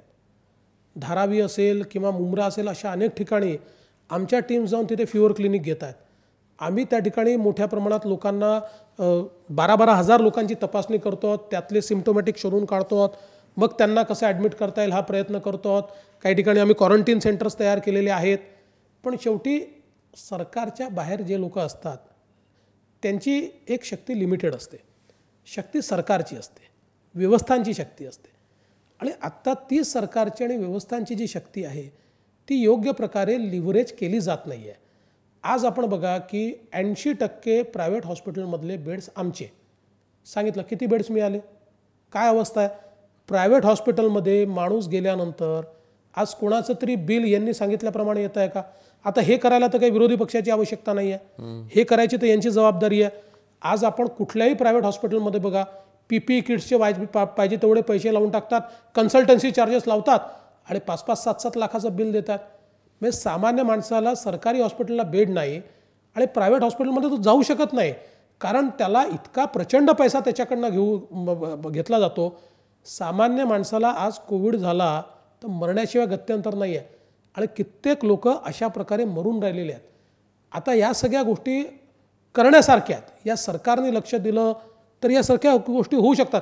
आपण बघा आता यांनी तो एक जो प्लॅटफॉर्म तयार केला, मी सातत्याने मागणी करत होतो, मी शेवटी आंदोलन केलं, त्या आंदोलनानंतर त्यांनी आता तो प्लॅटफॉर्म, तरी त्या प्लॅटफॉर्मवरनं आपल्याला अजूनही पूर्णपणे माहिती मिळतच नाही आहे. म्हणजे ज्यावेळेस मी मुख्यमंत्री होतो आणि आम्ही एक मुख्यमंत्री सहायता कक्ष चालवायचो, आजारी लोकांना 40 लाख लोकांना आम्ही मदत केली. आमच्याकडे त्यावेळी आमच्या डॅशबोर्डवर महाराष्ट्रातल्या सगळ्या हॉस्पिटलची माहिती असायची, कोणाकडे बेड्स अवेलेबल आहे माहिती असायचे, या सगळ्या गोष्टी त्यावेळेस आमच्याकडे होत्या. आणि आता एकट्या BMC मध्ये ही अवेलेबिलिटी करायला यांना इतका वेळ लागतो. आणि पण इथे एक देवेंद्रजी असा एक मुद्दा आहे की जगभर व्यवस्था कोलमडल्या एवढा मोठा हा आजार आहे की असं नाही की केवळ इथेच झालं. त्याच्यात एक मुद्दा असो, अजून एक महत्त्वाचा आहे की आता तर उद्धवजी तुमचा फोन घेतात, असं तुम्ही मगाशी एक सांगितलं, तेव्हा घेत नव्हते पण आता घेतात. आणि तुम्ही त्या दिवशी भेटला पण कोकणात दौरा करून आल्यावर, म्हणजे कोकणाचा एक वेगळा मुद्दा आहे, पण आता तो आपण घेत नाही, पण आल्यावर तुम्ही भेटता किंवा तुम्ही भेटून बोलू शकता. तुम्ही प्रत्यक्षात मुख्यमंत्र्यांशी बोलता तेव्हा ते काय सांगतात? नाही, कारण आता ते आम्हाला काहीच सांगत नाही. त्यांची एक भाषणं म्हणजे त्यांची एक लोकल मन की बात असते, ती सोडली तर जनतेला काय माहीत नाही. म्हणजे माझं व्यक्तिगत नाही म्हणत आहे मी, जनतेला काय जे कळतं ते बोलतात ते. तर नाही, असं आहे की मी काही रोज उठून त्यांना फोन लावत नाही, पण कधीतरी लावतो किंवा कधीतरी आमचं बोलणं होतं. त्यावेळेस जे मला योग्य वाटतं ते सजेशन मी देतो, ते ॲक्नॉलेज करतात. पण त्याच्यावर प्रत्येक वेळी कारवाई होतेच असं नाही आहे. पण मी आपलं रेग्युलरली त्यांना पत्र पाठवत असतो, जे मला वाटलं ते सजेशन त्यांच्यापर्यंत पोचवायचा प्रयत्न करतो आणि त्यातनं जे काही लोकांना फायदा होऊ शकेल असा प्रयत्न माझा सातत्याने असतो. आता त्याच्यावर निर्णय करायचा की नाही करायचा याचा तर निर्णय तेच घेऊ शकतात, तो काही मी घेऊ शकत नाही. दुसरा एक मुद्दा असा आहे की तुम्ही मध्ये तुम्हाला म्हटलं होतं की तुम्ही असं म्हणाला होता की ह्या सरकारचं आमच्यातले लोक फोडू शकत नाहीत, हे त्यांचे हवे तेव्हा आम्ही फोडू शकतो किंवा ह्यांच्यातले हवे तेव्हा आमच्याबरोबर सामील होतील आणि आमचं सरकार येऊ शकेल. तर आजही तुम्हाला असं वाटतं की तुमचं सरकार तुमच्या मनात आलं की येऊ शकेल? नाही, पहिली गोष्ट आम्ही आत्ता सरकार आणायचा विचारच करत नाही आहे. आम्हाला सरकार आणायची कुठली घाई नाही आहे आणि आत्ता कुठली तोडफोड करून सरकार आणायचं ही मानसिकता देखील आमची नाही आहे. पण जो काही देशाचा राजकीय इतिहास सांगतो, महाराष्ट्राचा राजकीय इतिहास सांगतो, म्हणजे इथे महाराष्ट्रात ऑपरेशन लोटस चालू नाही, आणि अशा सरकारचा जो काही राजकीय इतिहास आहे, अशा प्रकारच्या कुठल्याही राज्यातल्या सरकारचा, अशी सरकारं ही चालत नाहीत. ती स्वतः त्या ठिकाणी पडतात आणि त्यामुळे आम्हाला घाई नाही आहे. यांना जेवढे दिवस चालवायचं चालवू द्या, हे फार काळ चालवू शकणार नाहीत. ज्या दिवशी हे चालवणार नाहीत त्या दिवशीच्या राजकीय परिस्थितीप्रमाणे आम्ही निर्णय करू. पण ते जे आम्हाला सांगतात ना रोज तुमचे आमदार फोडू वगैरे, म्हणून मी त्यांना सांगितलं की आमचे आमदार तर काही फुटणार नाही, पण आम्ही ठरवलं तर तुमच्या फोडायला आम्हाला वेळ लागणार नाही, आम्ही ठरवत नाही, महत्त्वाचं आहे. दुसरा एक मुद्दा असा आहे की मी राजकीय विश्लेषक असण्याच्या अगोदरपासून म्हणजे मी कॉलेज डेजपासून लिहायला लागलो तेव्हापासून मी मुख्यमंत्री बघतो, तर सगळे मुख्यमंत्री खूप ॲक्सेसिबल असायचे. मुख्यमंत्रीच काय, अधिकारी पण. मला परवा एक मुद्दा असा आला की वॉर्डनिहाय मुंबईमध्ये IAS अधिकाऱ्यांची 5 नावं जाहीर झाली आहेत, त्यांचे ईमेल ID दिलेत. तेव्हा मला राहावलं गेलं नाही आणि मी लिहिलं की यांचे फोन काय सोन्याचे आहेत का, की विलासराव स्वतः फोन घ्यायचे. तुमच्या बाबतीत मी स्वतः बघितलेलं आहे की मेसेज पाठवल्यावर रात्री का होईना उत्तर यायचं, त्याच्या बदल्यात काय केलं हे मला कळायचं, किंवा कोणालाही, म्हणजे मी अनेक माणसं, मी माझं म्हणतोय कारण मला माहिती आहे डायरेक्ट, मी फर्स्ट पर्सन आहे. तर विलासराव असो, अशोक चव्हाण होते मुख्यमंत्री, म्हणजे एक पृथ्वीराज चव्हाणांचा माझा काही अनुभव नाही, पण बाकी सगळ्या मुख्यमंत्र्यांच्या बाबतीत जेवढे मी पाहिले त्यांनी कम्युनिकेशन बायलॅटरल असायचं, युनिलॅटरल नाही, एक बाजूने एकतर्फा प्रेम नव्हतं. तर इथे तर IAS अधिकाऱ्यांच्या पण ईमेल ID दिले जातात. महाराष्ट्रातल्या किती जनता ईमेल ID वरनं आपल्याला आता ताप येतो आणि छातीत हे झालंय, म्हणजे पॅच झालाय तयार, हे लिहून पाठवणार, मग त्यांचं उत्तर येणार. ही एक अशक्यप्राय अशी व्यवस्था आहे. तर मला तुम्हाला असं विचारायचं, तुम्ही एक सजेशन का नाही, कारण मुख्यमंत्र्यांपर्यंत पोहोचण्याचं सामर्थ्य फक्त विरोधी पक्ष नेते आणि त्यात ते तुमचे मोठे भाऊ आहेत, त्यामुळे तुम्ही हे का नाही सांगत, कारण त्यांच्या छोट्या भावाशी तुम्ही बोललेला आहात, त्याच्याबद्दल मी येतोच आहे त्याच्या प्रश्नात, पण मोठ्या भावाला का नाही सांगत की तुम्ही एक ॲक्सेसिबिलिटी असली पाहिजे, तुमच्याकडे एक दुसरा फोन ठेवा जो लोकांसाठी ठेवा, त्याच्यावर मेसेजला उत्तर द्या, मी असं करायचो, असं कधी का नाही सांगत आता तुम्ही? म्हणजे आता ते सगळा एक पर्व संपलेला आहे की तुमच्या सत्ता संघर्षाचा, आता तुम्ही हे का नाही सल्ला देत त्यांना? रामायण महाभारत घडत असताना माझेच फोन उचलले गेले नाहीत तर मी काय सल्ला देऊ त्यांना? असं आहे की अनेक वर्षांची त्यांची एक पद्धत आहे, पण ती पक्ष म्हणून आहे ना, ही सरकार म्हणून नाही, आणि त्या पद्धतीने ते चालतात. पण हे खरंच आहे की आज सरकारमध्ये असताना ती पद्धत चालणार नाही. पक्षप्रमुख म्हणून तुम्ही भेटलात किंवा नाही भेटलात हा चॉईस तुमचा आहे, पण मुख्यमंत्री म्हणून हा चॉईस तुम्हाला नाही, तुम्हाला ॲक्सेसेबल व्हावंच लागेल. आता ती ॲक्सेसिबिलिटी कशी वाढवायची याचा विचार त्यांनी केला पाहिजे. मला सल्ला मागितला तर मी जरूर देईल, पण उगाच सल्ला त्यांना देण्याचा, जनतेसाठी द्या म्हणजे नाही, उगाच सल्ला त्यांना देणार. पण आपण जे म्हणताय मलाही वाटतं की त्यांनी ॲक्सेसिबिलिटी वाढवली पाहिजे आणि दुसरं अधिकाऱ्यांनी वाढवली पाहिजे. हे तर ईमेल कशा करता, तुमच्याकडे मोबाईल आहे, आज लोक व्हॉट्सअप आणि टेक्स्ट मेसेज. मी 2 उदाहरणं सांगतो, एक विलासरावांचं सांगतो, एक तुमचं सांगतो. म्हणजे इथे सांगतो म्हणजे कारण ते लोकांपर्यंत पोहोचणार आहे म्हणून सांगतो की विलास एकदा रात्री रिक्षा जळताना मी पाहिली आणि त्यांची संगमाश कंटकांनी दंगा, काहीतरी छोटा दंगा चालला आणि एक उत्तर भारतीय माणूस होता, रडत होता तो. मी मालाडमध्ये पाहिलं, रात्रीचे 1 वाजले होते. मी विलासरावांना फोन लावला, सुदैवाने विलासरावांनी फोन उचलला आणि मी असं सांगितलं. ते म्हणले तो रिक्षावाला जिवंत आहे ना? म्हटलं हो. त्याला सांग घरी जा, मी उद्या सकाळी माझ्याकडे पाठवून दे, मी त्याला रिक्षा मिळाली परत. हे एक तुमच्या बाबतीत एक उदाहरण आहे. एक मी नाव नाही घेत, एका माणसाच्या जीव धोक्यात होता, त्याला संरक्षणाची गरज होती आणि मी तुम्हाला मेसेज केला तेव्हा DG दीक्षित होते, त्या दीक्षितांचा फोन आला लगेच आणि नंतर देवेंद्र भारती आणि जावेद अहमद यांनी ते कोऑर्डिनेट करून व्यवस्था केली. या गोष्टी काय व्यक्तिगत फायद्यासाठी किंवा माझं काय घरचं काम होतं अशातला भाग नाही, किंवा मी हाही महत्त्वाचा भाग नाही, अशा अनेक लोकांनी त्यांना केला असणार, कारण मी केला याचा अर्थ इतर लोकांनी केला आणि त्यांची कामं झाली असणार. या ज्या सामाजिक महत्त्वाच्या गोष्टी आहेत त्या डायरेक्ट कळणं, याने जी समाजाची नस हातात असते ती राहिली पाहिजे आणि ते वेलफेअर स्टेटचं महत्त्वाचं अंग आहे, लोकशाहीचं अंग आहे, म्हणून तुम्ही सांगावं अशी नाही. हे खरं म्हणजे मी तुम्हाला एक सांगतो की मला तर इतके अनुभव आहेत, मी माझ्याकडे रेग्युलर मेसेज यायचे कोणाचा, माझं असं असं झालं नाही मी आत्महत्या करतो, मला प्रॉब्लेम आला मी आत्महत्या करतो, माझ्याकडे खायला नाही मी असं इतके वेगवेगळे मेसेज यायचे. मी कधी इग्नोर नाही केले. हा खोटा आहे खरा आहे नावही लिहिलेलं नसायचं. आपल्याला त्यावेळेस मुख्यमंत्री आणि गृहमंत्री असल्यामुळे व्यवस्था होती. मी तात्काळ कमिशनर इंटेलिजन्सला पाठवायचो, त्यांना सांगायचो की हे कुठे शोधून काढा, त्या पोलीस स्टेशनला कळवा, त्या पोलीस स्टेशनच्या माणसाला त्यांच्याकडे पाठवा, त्यांचा काय प्रॉब्लेम आहे तो सॉल्व्ह करा. 100 तरी प्रॉब्लेम असे सॉल्व्ह केले आहेत. एवढंच नाही, अगदी आत्ता तुम्हाला सांगतो की सोलापूरमधनं मला 2 मेसेजेस आले आणि त्यांनी त्यात एवढं लिहिलं होतं की आमच्याकडे खायला देखील काही उरलेलं नाही, काही करून आम्हाला मदत करा. मी तात्काळ आमच्या तिथले जे अध्यक्ष आहेत विक्रम, त्याला मेसेज केला, म्हटलं हे असं आहे, यांचा नंबरच आलेला आहे, नाव लिहिलं नाही आहे, तुम्ही त्या नंबरवर फोन करून त्यांच्या घरी जा काय प्रॉब्लेम आहे सांगा. औरंगाबादची केस अशी झाली, औरंगाबादला देखील केलं. त्यामुळे शेवटी लोकांना तुमचा एक आधार वाटतो आणि आधार म्हणून ठीक आहे 100% लोकांना सगळी मदत तुम्ही करू शकणार नाही, प्रयत्न तर करू शकाल, काही आधार तर देऊ शकाल, किमान मानसिक आधार तर देऊ शकाल आणि ग्राउंडवरची सिच्युएशन तर तुम्हाला समजेल. आणि म्हणून ही कनेक्टिव्हिटी तर असलीच पाहिजे असं माझं मत आहे. दुसरं असं की त्यांचे धाकटे भाऊ म्हणजे राज ठाकरे, त्यांचं आणि तुमचं एक मधल्या काळात म्हणजे त्यांचा आणि तुमची भेट अनेकदा झाली. त्या म्हणजे तुम्ही मुख्यमंत्री व्हायच्या अगोदर सुद्धा मला माहिती की कृष्णकुंजेवर तुमची अनेकदा भेट होत असे. पण एक भेट अनलाईक राज ठाकरे आणि अनलाईक देवेंद्र फडणवीस झाली आणि ती कृष्णकुंजेवरही नाही झाली आणि तुमच्याही घरी झाली, तिसऱ्याच एका मित्राकडे झाली. आणि त्यानंतर अचानक राज ठाकरेंनी आपला झेंडा बदलला, तो भगवा झाला, त्यांनी भगव्या रंगात सही करायला सुरुवात केली, त्यांची स्वाक्षरी सुद्धा हल्ली भगव्या रंगात येते. सावरकरांचा अचानक फोटो आला त्यांच्या मंचावर आणि ते हिंदुत्वाची भाषा बोलायला लागले. मला असं विचारायचं की मोठ्या भावाच्या जाण्याने निर्माण झालेल्या पोकळीमध्ये धाकट्या भावाला आणून तिथे एक नवीन समीकरण जुळवण्याचा हा थेट प्रयत्न तुम्ही केला. हे खरं उत्तर द्यायचं, हा राजकीय उत्तर नाही, खरंच उत्तर म्हणजे मला तुम्ही केला. आणि तुमच्या संपूर्ण इंजिनिअरिंगने आणि बुद्धीने ते सगळं उभं राहिलं का? म्हणजे राज ठाकरे स्वतंत्र व्यक्तिमत्व आहे, पण ते मित्र शोधण्यात वाकबगार पण आहेत, त्याचा मित्राचे मित्र पण आहेत, म्हणजे तुमच्यासारखंच आहे त्यांचं. पण ते झालं का?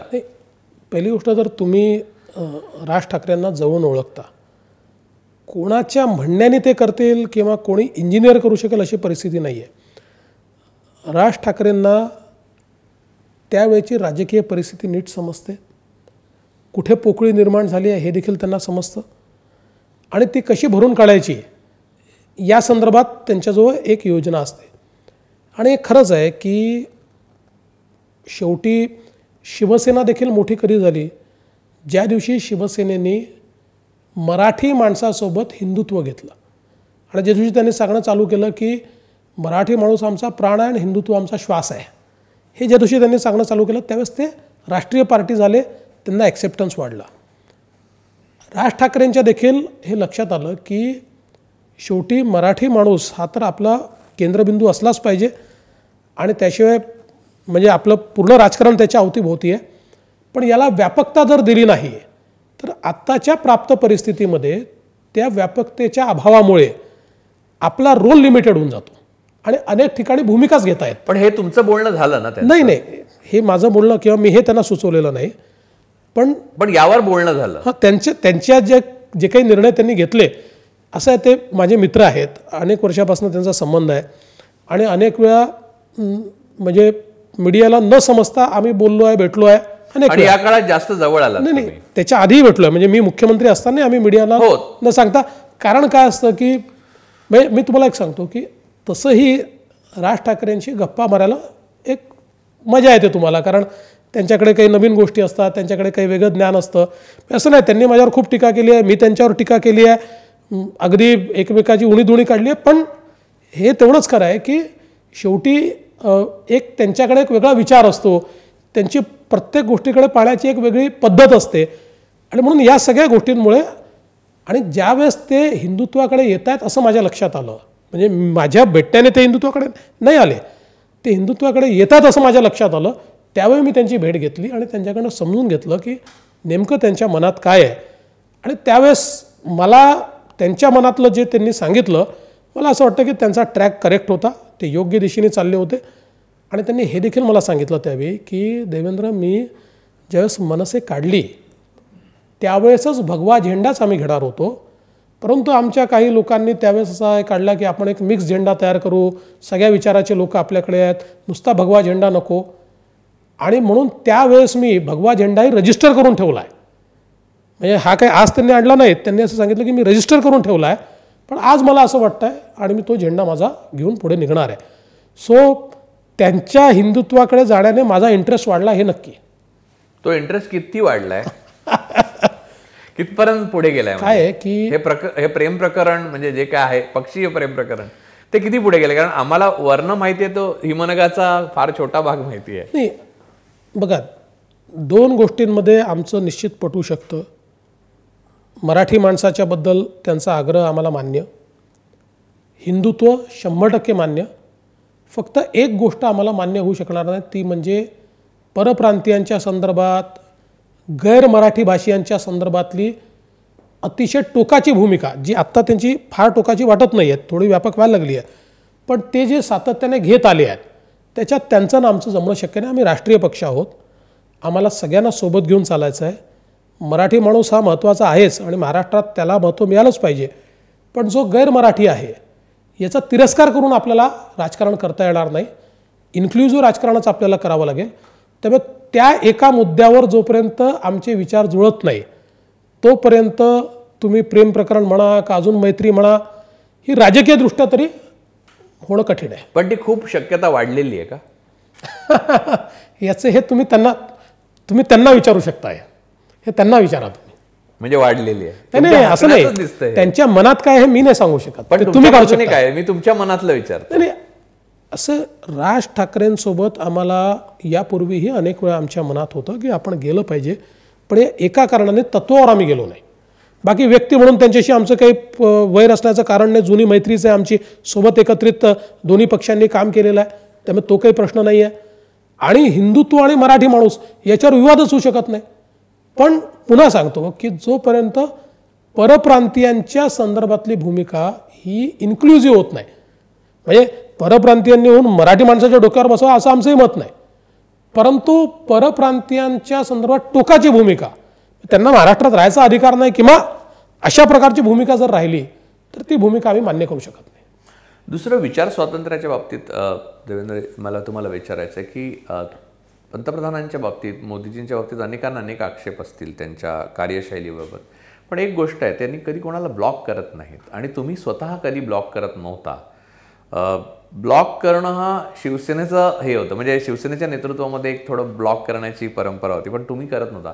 पण अलीकडे मी असं पाहिलं की तुम्ही मोठ्या प्रमाणावर ब्लॉक करू लागला. खरं मी सांगू की मी स्वतः ट्रोल्सना खूप सामोरा जातो आणि भारतीय जनता पक्षाच्या IT सेल एवढे डेडली ट्रोल्स, म्हणजे आम्ही ह्या मुलाखतीद्वारे तुम्हाला रिक्वेस्ट करीन की त्यांना थोडं माइल्ड, सौम्यपणे घ्यायला सांगा, थेट चाल करून येतात. तर आता तुम्हाला सत्तेबाहेर गेल्यानंतर ट्रोल्सचा अनुभव येतो, किंवा जे लोक ट्रोल्स कशाला, विरोधक सुद्धा थोडं ब्लॉक करता तुम्ही, तर ते का करता असं मला विचारायचं की ठीक आहे ना, त्यांनी बोलल्यामुळे त्यांचंच संस्कृती दिसते, तुम्हाला काय फरक पडतो? असं आहे की आम्ही कोणालाही ब्लॉक करत नाही. एक पॅटर्न आमच्या लक्षात आला आणि तो पॅटर्न असा आहे की 1.5 लाख फेक अकाउंट्स तयार केलेत. व्यक्तिगत परुळेकरांनी मला ट्रोल करावं, मी त्याला उत्तर देईन, किंवा अजून तिसऱ्या माणसाने मला ट्रोल करावं, मी उत्तर देईन. फेक अकाउंट्सवरनं त्या गोष्टी सांगणं आणि म्हणजे एखाद्याच्या मृत्यूच्या बद्दल शोकसंवेदना व्यक्त केल्यानंतर ट्रोल नाही करत, फेक अकाउंट ट्रोल करतो. 1.5 लाख फेक अकाउंट आहेत, मी आपल्याला सांगतो, दाव्याने सांगतो.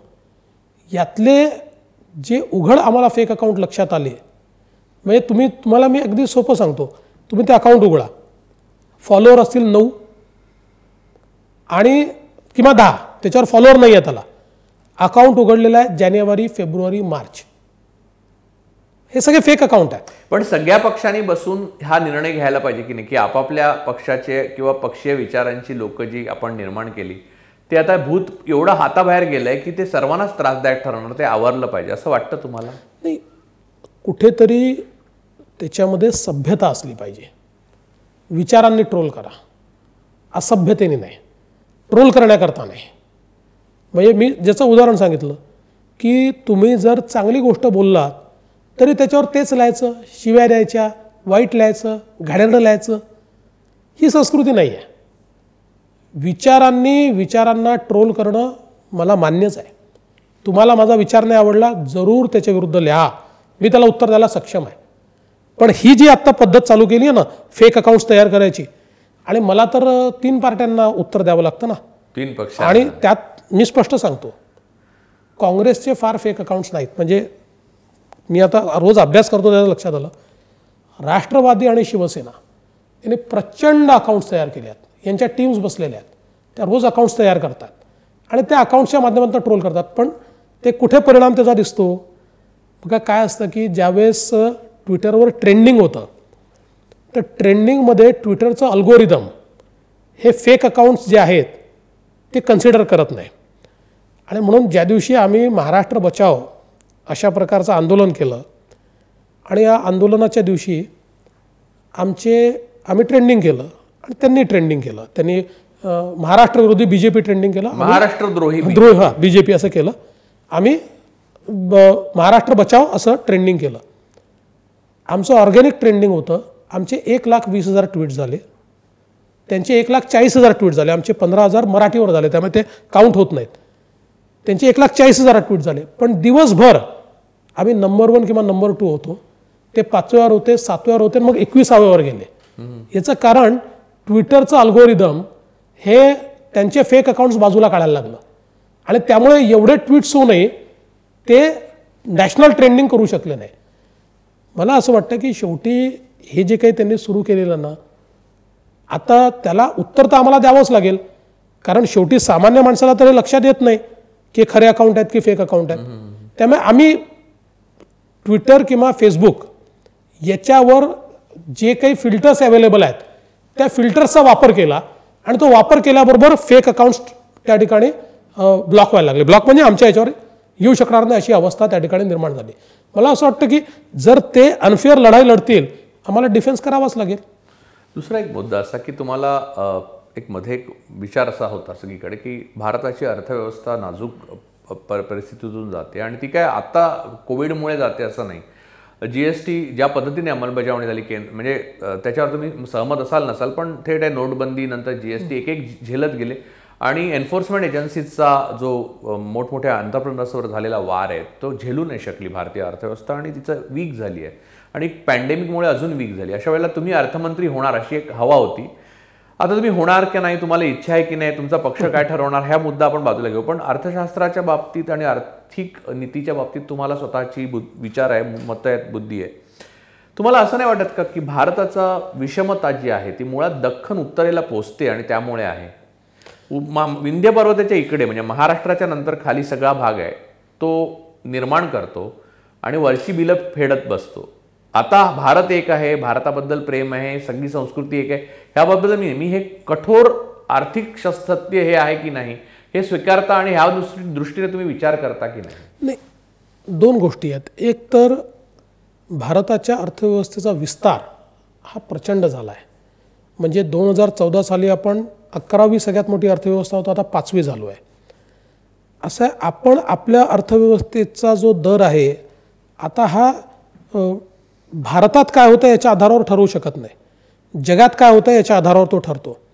आणि जागतिक मंदीच्या काळात देखील आपण 5%, 6%, 7% जर दर ठेवू शकलो तर मला असं वाटतं की तो दर चांगलाच आहे. पण आता हे खरंच आहे की कोविडचा त्याच्यावर एक मोठा परिणाम होणार आहे, पण त्यातनंही आपण बाहेर पडू, त्याच्याकरता काही स्ट्रॅटेजीज आपल्याला कराव्या लागतील. पण आपण जे म्हणालात ना ते पूर्वी सत्य होतं, आता ते सत्य उरलं नाही.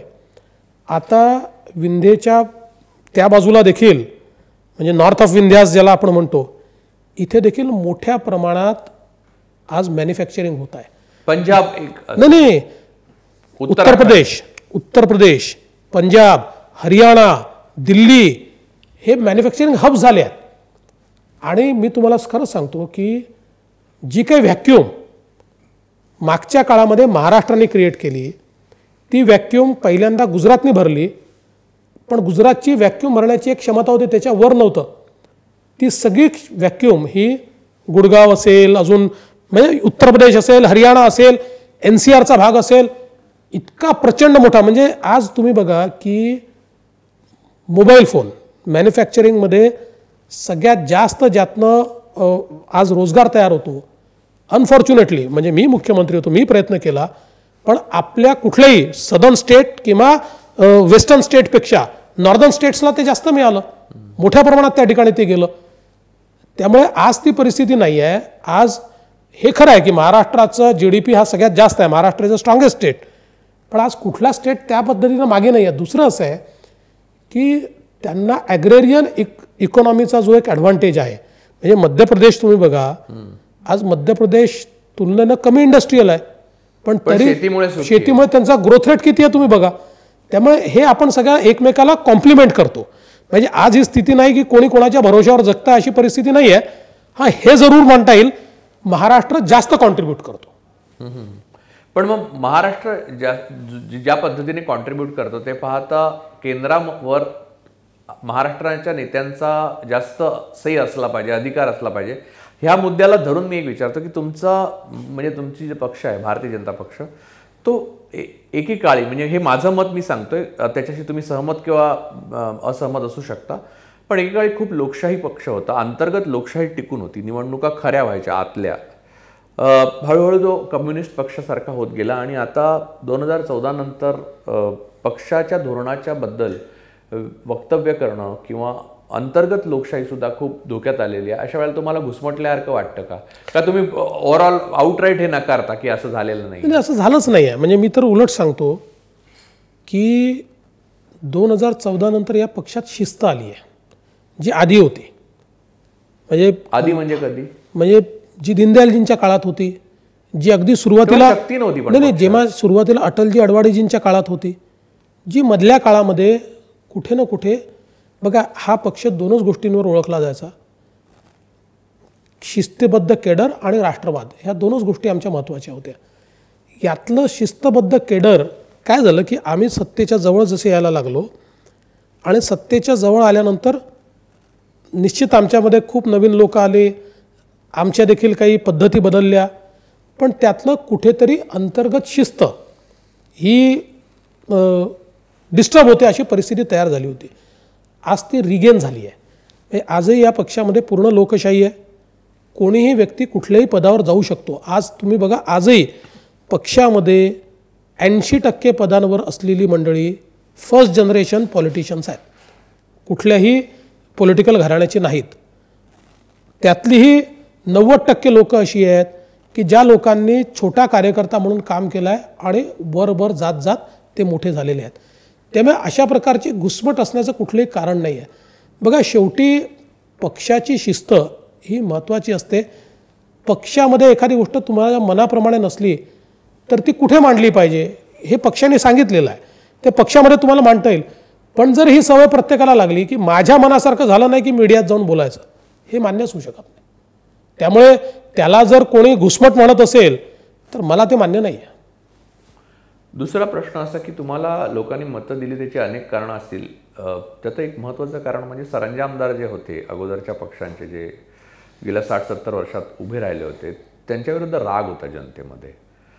ते सरंजामदार जमीनदार होते, फ्युडल लॉर्ड्स होते आणि त्यांनी शोषण केलं होतं वेगवेगळ्या प्रकारे, आर्थिक आणि सामाजिक.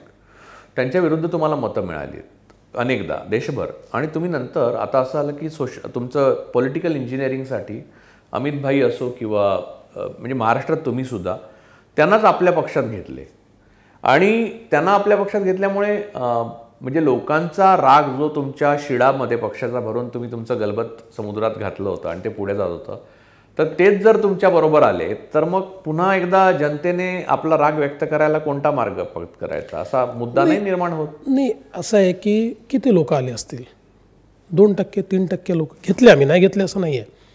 कारण राजकीय विस्तारामध्ये अनेक असे बेटं असतात की ज्या बेटांवर तुमच्या 3 पिढ्या निघून गेल्यानंतर देखील तुमचा विस्तार होत नाही. त्या बेटांची ती कारणं असतात. अशी बेटं. एक मिनिट तुम्हाला थांबवतो, उदाहरण सांगू का मी तुम्हाला? खरं तर माझे खूप चांगले संबंध आहेत. राधाकृष्ण विखे पाटील साहेबांचा मुलगा, म्हणजे त्यांचा आणि माझा घरचा संबंध असून सुद्धा मी हे उदाहरण देतो अशासाठी कारण तुमचा तिथे सिटिंग MP होता, तुमचा स्वतःचा कार्यकर्ता खासदार होता. अशा वेळेला तुम्ही त्यांच्या मुलाला पक्षात घेतलं आणि त्याला खासदार बनवलं. काय याच्या मागे हेतू आहे? नाही, याच्या पाठीमागचा हेतू असा होता की आमचे सिटिंग MP चांगलेच आहेत, म्हणजे चांगलेच होते. त्यांनी मेहनतही केली होती. नाही ऐका, पण आम्ही ज्यावेळी जे काही सर्व्हिस केले त्या सर्व्हिसमध्ये थोडी अँटी इन्कम्बन्सी मला आढळून आली. आणि मग ही अँटी इन्कम्बन्सी असताना म्हणजे तुम्ही जर गांधींचं बघितलं असेल, एकदा निवडून आले, मग एकदा हे झालं, मग पुन्हा त्यांना आम्ही तिकीट दिलं. आत्ताच्या परिस्थितीमध्ये त्यांनी मेहनत नाही केली का, भरपूर मेहनत केली, तरीही काही प्रमाणात तिथे अँटी इन्कम्बन्सी मला आढळली. आणि मग या परिस्थितीमध्ये आपण काही बदल करावा असं आमच्या डोक्यात होतं त्या ठिकाणी, त्या अँटी इन्कम्बन्सीचा विचार करताना. त्यात आमच्यासमोर काही नावं होती. ती नावं असताना राधाकृष्ण विखे पाटलांना आम्ही घेण्याचा निर्णय घेतला. आणि त्यांच्या मुलांनी जवळजवळ 4 वर्ष, म्हणजे आपल्यालाही माहिती आहे त्याची, 4 वर्ष त्यांनी तयारी केली होती आणि लोकसभेकरताच तयारी केली होती. त्यांच्या विनेबिलिटीबद्दल शंकाच नाहीये. तर त्याच्यामुळे मग आम्ही तो निर्णय घेतला. म्हणजे प्रश्न तुम्ही घ्यावा की नाही हा नाही, म्हणूनच मी सांगतो की आत्ता त्या ठिकाणी परिस्थिती अशी होती की आमच्याकरता एक सीट महत्त्वाची होती, एक सीट महत्त्वाची होती. आणि विशेषतः महाराष्ट्रामध्ये मागच्या वेळेचा आमचा परफॉर्मन्स रिपीट करायचा, 42 सीटा आणायच्या, म्हणजे एक फार मोठी टास्क आमच्यासमोर होती. अशा परिस्थितीमध्ये आम्हाला ज्यावेळेस असं वाटलं की थोडी इन्कम्बन्सी आपल्याला दिसते आहे, व्यक्ती चांगला आहे, मेहनत केली आहे, पण तरीही अनेक वेळा चांगली मेहनत करूनही इन्कम्बन्सी असते, ती इन्कम्बन्सी दिसत असल्यामुळे आपल्याला बदलावा लागेल असा विचार आला आणि म्हणून आम्ही त्या ठिकाणी बदल केला. याचा अर्थ गांधी संपले असं नाही आहे. उद्या पुन्हा तुम्हाला गांधी कुठल्या तरी पदावर दिसू शकतील, आमदार दिसू शकतील, खासदार दिसू शकतील, राज्यसभेत दिसू शकतील, विधान परिषदेत दिसू शकतील. त्यांना काही डम केलेलं नाही आम्ही. नाही, उदाहरणार्थ मी तुम्हाला दुसरं सांगतो, म्हणजे तुमच्याच पक्षातल्या 2 माणसामध्ये उदाहरणार्थ मेधा कुलकर्णींची सीट आपल्या पाटील साहेबांना, चंद्रकांत पाटील साहेबांना गेली. त्या मेधा कुलकर्णींना विधान परिषदेवर पण घेतलं नाही, त्यांना 2दा रडावं लागलं. एकदा सीट गेली तेव्हा आणि दुसऱ्यांदा विधान परिषद मिळाली नाही तेव्हा. तर किती वेळ कार्यकर्त्यांनी, म्हणजे जेवढा लॉयलिस्ट आणि पॉप्युलर कार्यकर्त्यांनी किती वाट बघावी. अल्टिमेटली जेव्हा मेधाताईंना आपण तिकीट दिली त्यावेळी तिकीट मागणारे कमी नव्हते. आता हे जे मुरली मोहोळ महापौर आहेत हे देखील तिथे तेवढे स्ट्रॉंग होते, तेही निवडून येऊ शकले असते, पण त्यावेळेस आपण मेधाताईंना दिली. आजही आणि मेधाताईंनी 5 वर्ष चांगलं काम केलं, म्हणजे याबद्दल कोणाच्या मनात शंका नाही. त्यांना परत दिलं असतं तर त्या निवडून आल्या असत्या. प्रश्न असा झाला की आमची ज्यावेळेस पार्लमेंटरी बोर्डाची बैठक झाली आणि त्याच्या आधी स्क्रीनिंग कमिटीची बैठक झाली, त्यावेळी अमितभाईंनी असं म्हटलं की राज्याच्या अध्यक्षांनी लढलंच पाहिजे काही झालं तरी. आणि त्यांनी सांगितलं की चंद्रकांत दादा तुम्ही लढा. आमच्यासमोर पर्याय काय होता? पर्याय असा होता की कोल्हापूरमधून आले नसते. नाही, तो प्रश्न नव्हता. कोल्हापूरमधनं लढवायचा. कोल्हापूरमधली त्यांची जी सीट आहे ती शिवसेनेकडे होती, ती काही शिवसेना द्यायला तयार नव्हती. मग आम्हाला अमल महाडिकला त्या ठिकाणी बसवून त्यांना उभं करावं लागलं असतं, जे अडचणीचं होतं. मग आमच्यासमोर प्रश्न असा होता की आम्ही त्यांना कोल्हापूरमधली चंदगडच्या सीटवर त्यांना लढवावं असं जवळजवळ आमच्या डोक्यात होतं. आणि तिथे सगळ्यांचं एकमत केलं आम्ही आणि सगळे तयार झाले होते चंदगडच्या सीटवर लढावं म्हणून. पण चंदगड एका बाजूला, हे राज्याचे अध्यक्ष, आणि हे सगळं कसं होऊ शकेल? अशा याच्यात अमितभाई असं म्हणाले की पुण्यात एखादी सीट नाही का यांच्याकरता? आणि मग पुण्यातल्या सीट्स कुठल्या होत्या? तर साधारणपणे जे काही पुण्याचं सगळं बाहेरून आणून माणसाला लढवायचं असेल आणि प्रदेशाध्यक्षाला जेव्हा लढवतात तेव्हा सेफ सीट आपण पाहतो. त्यामुळे एक तर कसबा लढवावी लागली असती किंवा कोथरूड लढवावी लागली असती. आणि मग त्यावेळी असा निर्णय झाला की कोथरूड लढवूया. आता कोथरूड लढवत असताना मेधाताईंना आपण हे सांगितलं होतं, तुम्हाला विधान परिषद देऊ वगैरे असं नाही, पण तुमचं पुनर्वसन होईल असं त्यांना सांगितलं होतं. आता त्याची घाई करून चालणार नाही, होईल ना. अनेक लोक आहेत पक्षामध्ये की ज्यांचं पुनर्वसन करायचं आहे किंवा ज्यांनी चांगलं काम केलं आहे पण त्यांना अजून आपण काही देऊ शकलो नाही. त्यामुळे असं काही मेधाताईंना यावेळेस तिकीट मिळालं नाही, त्यांचं राजकारण संपलं असं नाही आहे. भरपूर राजकारण त्या करू शकतात आणि त्यांनी जे चांगलं काम केलं त्याची दखल पक्ष घेईलच, त्यांना योग्य ती जागा मिळेलच. या लॉकडाऊनच्या काळामध्ये तुम्ही वाचन करत आहे? मी लॉकडाऊनच्या काळामध्ये वेब सिरीज पाहतोय वेगवेगळ्या. कोणत्या? मी ॲक्च्युली नेटफ्लिक्सवरच्या काही वेब सिरीज पाहतो. आता मी जस्ट सूट संपवली, ॲमेझॉनवर पाहिली ती, आणि त्याच्यानंतर ही एक संपवली आपली युनिट 42 म्हणून एक आहे, ती संपवली मी. अजून एक माझी वेब सिरीज, मी आता नाव माझ्या लक्षात नाही, त्याचंही जवळजवळ अर्धे एपिसोड्स माझे पाहून झाले आहेत. अशा बऱ्याच वेब सिरीज पाहतोय मी सध्या. ते एक व्यसन आहे, एकदम व्यसन आहे. दुसरी एक शेवटच्या प्रश्नाच्या अगोदरचा एक प्रश्न विचारतो. NCIS मी NCIS पाहून पूर्ण केली. NCIS, अच्छा.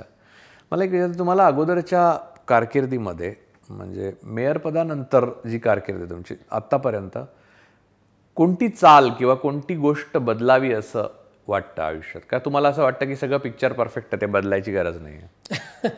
असं तुम्हाला बदलायची संधी दिली तर तुम्ही काय बदलाल? तर अजितदादांबरोबरचा शपथविधी बदलाल? नाही, जीवनामध्ये अशा 100 घटना असतात की ज्या आपल्याला वाटतात या बदलल्या पाहिजेत, पण त्या 100 घटना काही आपण बदलू शकत नाही. त्याच्यामुळे मला असं वाटतं की हे बदलून का ते बदलीन का, हा चॉईस करणंही कठीण आहे. पण मला जर संधी मिळाली तर माझ्या स्वतःमध्ये मला एक बदल करायचा आहे, आणि तो बदल असा आहे की हे तुम्हाला ऐकूनही आश्चर्य वाटेल, पण माणसाला एक महत्त्वाकांक्षा लागते आणि त्या महत्त्वाकांक्षेकरता किलिंग इन्स्टिंक्ट लागतं. हे माझ्यात नाही आहे. मी तुमचे शत्रू तर म्हणतात तुमच्यात किलर इन्स्टिंक्ट आहे. ते फार आनंदाची गोष्ट आहे. म्हणजे माझं जे परसेप्शन ते म्हणजे होतं, शत्रूंचं तुमच्या असं मध्ये तुम्ही एकदम कपटी, क्रूर आणि भयंकर किलर इन्स्टिंक्ट असलेले शत्रू म्हणजे तुमच्या पक्षातलेच तुमचे विरोधक असं सांगतात. असं आहे की मला कपटी क्रूर व्हायचं नाही आहे. तो मी नाही आहे, त्यांनाही माहिती आहे, पण सगळ्यांनाच राजकारणाचा माहिती तो भाग आहे, आहे. हे सगळ्यांनाच माहिती आहे. पण मला नेहमी असं वाटतं की एक जे किलर इन्स्टिंक्ट लागतं ना, की हे मिळवायचंच आहे, हे माझ्या जीवनात नाही. आणि ते केवळ सत्तेकरता नाही, तर ते थोडंसं माणसाला असलं पाहिजे. मी अल्पसंतुष्ट आहे. पण नाहीतर मग तुमची सुसंस्कृतता तुम्हाला सोडावी लागेल, जसं जसं ते करायचं बरोबर आहे. असेल तर. पण तरी देखील असं असतं ना की शेवटी अल्पसंतुष्ट असण्याचे फायदे असतात, मानसिक फार त्रास होत नाही, पण त्याचं नुकसानही असतं.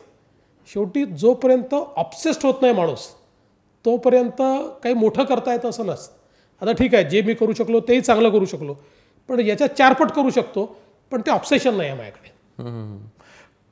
तुम्हाला 2 गोष्टींना टीकेत म्हणजे खूप सामोरं जावं लागलं आणि ते अतिशय दुःखद आहे.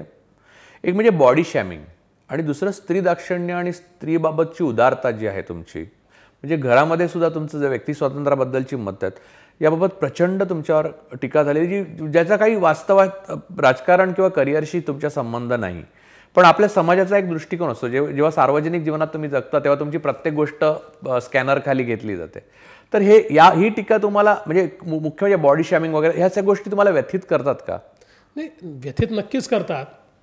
पण मी तुम्हाला सांगतो की आत्ता अधिवेशन झालं आणि अधिवेशनामध्ये जागतिक महिला दिवसाच्या निमित्ताने चर्चा चालू होती. आणि वेगवेगळ्या पक्षाचे लोक, मी बोललो नाही त्या चर्चेत, पण आमचे बरेच लोक बोलले. वेगवेगळ्या पक्षाचे लोक इतके जोरजोरात महिलांच्या संदर्भात बोलत होते, त्यांच्या स्वातंत्र्याच्या संदर्भात बोलत होते. आणि त्यातले अर्धे लोक असे होते की ज्यांनी माझ्या बायकोबद्दल कमेंट केली आहे किंवा त्यांच्या कार्यकर्त्यांनी माझ्या बायकोबद्दल अतिशय खालच्या दर्जाचं लिहिलेलं आहे. हां, त्यामुळे ही हिपोक्रसी आहे. पण मी माझ्या पत्नीला एकच गोष्ट सांगितली की बघ, तुला जसं तू जगत्यात तसं जगायचं असेल तर तुला हे सहन करावं लागेल, आणि हे सहन करायचं नसेल तर जी काही प्राप्त परिस्थिती आहे त्यात जसे इतर लोक वागतात तसे वाग. माझ्याकडनं स्वातंत्र्य आहे, म्हणजे मला देखील ते भोगावं लागतंच, मलाही थोडा त्रास होतोच त्याचा. पण शेवटी एखाद्या व्यक्तीला व्यक्ती म्हणून जर तुम्ही ट्रीट करणार नाही तर कसं चालेल? म्हणजे तुमच्यात आणि आत्ताचे मुख्यमंत्री उद्धव ठाकरे यांच्यात हे साम्य खूप आहे की त्यांनी व्यक्ती स्वातंत्र्याच्या बाबतीत आपल्या घरात सुद्धा तडजोड केलेली नाही, स्त्रियांना स्वातंत्र्य दिलेलं आहे. काही कारणच नाही तडजोड करायचं. फक्त राजकारणातले लोक किती खुजे आहेत आणि किती संकुचित आहेत, आणि वेगवेगळ्या पक्षाचे नेते किती खुजे आणि संकुचित आहेत. म्हणजे यातल्या अनेक नेते, मी नावं घेणार नाहीत, पण ज्यांनी स्वतः माझ्या पत्नीला ट्रोल करण्याकरता लोक अपॉइंट केले किंवा लोकांना सांगितलं, असे अनेक मला लोक माहिती आहेत. पण हे त्यांचं खुजेपण आहे, त्याच्यामुळे मी त्याच्यावर कमेंट दुर्लक्ष करतात. दुर्लक्ष पण दुखतं आतमध्ये, 100% दुखणारच आहे, वाईट वाटतंच. म्हणजे ज्या प्रकारे आणि ज्या भाषेमध्ये ट्रोल केलं जातं, वाईट वाटणारच आहे. तुमच्या आईला पण वाईट वाटत असेल ना, का त्यांना दूरच ठेवता यापासून तुम्ही? मुलीला वाईट वाटत असेल? फॉर्च्युनेटली काय, माझी मुलगी अजून लहान आहे, ती ट्विटरवर किंवा फेसबुकवर नाही, आणि माझी आई व्हॉट्सॲप पाहते पण ती फेसबुक आणि ट्विटर पाहत नाही. देवेंद्र, तुम्हाला आयुष्यात आपण पंतप्रधान होऊ असं आत्ता वाटतं का? वाटत नाही? नाही, मला वाटत नाही. वाटत नाही? पण झालात तर देश बदलून ठेवाल असं वाटतं? असं जर तरचा काही विषय नसतो. जो रोल मिळेल, आणि माझ्या जीवनातलं हे सत्य तुम्ही बघा, जो रोल मला मिळाला, मी नगरसेवक होतो तेव्हाही I have made a difference, मी महापौर होतो तेव्हाही I have made a difference, मी आमदार होतो साधा तेव्हाच I have try to make a difference, आणि मुख्यमंत्री होतो तेव्हाही जे काही करता आलं ते केलं. आता विरोधी पक्षनेता आहे तर त्या भूमिकेत ते पूर्ण मी जे करता येईल ते करायचा प्रयत्न करतो. त्यामुळे जीवनात जी भूमिका मिळाली त्या भूमिकेला आपल्या क्षमतेप्रमाणे न्याय द्यायचा प्रयत्न करायचा. सगळ्यांचं चांगलं करण्याचा प्रयत्न जेवढा होईल तेवढा सगळ्यांचं सगळ्या वेळेला चांगलं करता येत नाही, पण जेवढं शक्य आहे तेवढं करण्याचा जर प्रयत्न करत असताना तुम्हाला तुमच्याच जवळची माणसं, विरोधातली माणसं खलनायक म्हणून रंगवतात, तेव्हा कसं वाटतं? नाही, असं आहे की तुमच्या पक्षातल्या माणसांनी रंगवले, मी नावं नाही घेत आता कारण तुम्हालाही माहिती आहे. नाही, मी तुम्हाला एक सांगतो की अशा सगळ्या माणसांना त्यावेळी आपण काय मदत केली आपल्याला माहिती असतं. ते कुठल्या परिस्थितीत होते, त्यांना कुठल्या परिस्थितीतून आपण बाहेर काढलं याची आपल्याला कल्पना असते. त्यामुळे अशा या सगळ्या परिस्थितीमध्ये माझ्यावर त्याचा काही फार परिणाम होत नाही. थोडं दुःख होतं, पण फार काही त्याचा परिणाम मला होत नाही. आणि मी काय आहे म्हणजे खरं तर आता माझ्याबद्दल अनेक गोष्टी तयार करण्याचा प्रयत्न केला, पण शेवटी आपल्या संपर्कातनं लोक आपल्याला ओळखतात ना, आपण काय आहोत हे लोकांना माहिती असतं. आज माझ्यावर तुम्ही 10 आरोप लावले तरी लोकांनी माझा व्यवहार पाहिलेला आहे. लोक माझ्याकडे आले त्यावेळेस मी जीवनात कधी कोणाचा अपमान केला नाही. एक व्यक्ती तुम्हाला असा सापडणार नाही की जो माझ्या घरी आला किंवा माझ्या ऑफिसला आला आणि त्याला अपमानित करून पाठवलं. मी कधीच अपमान करत नाही. आणि कधी कोणाच्याबद्दल म्हणजे माझे जे राजकीय विरोधक आहेत, हे राजकीय विरोधकही खाजगीत कबूल करतील की त्यांच्याही अडचणीच्या काळात मी त्यांना मदत केली.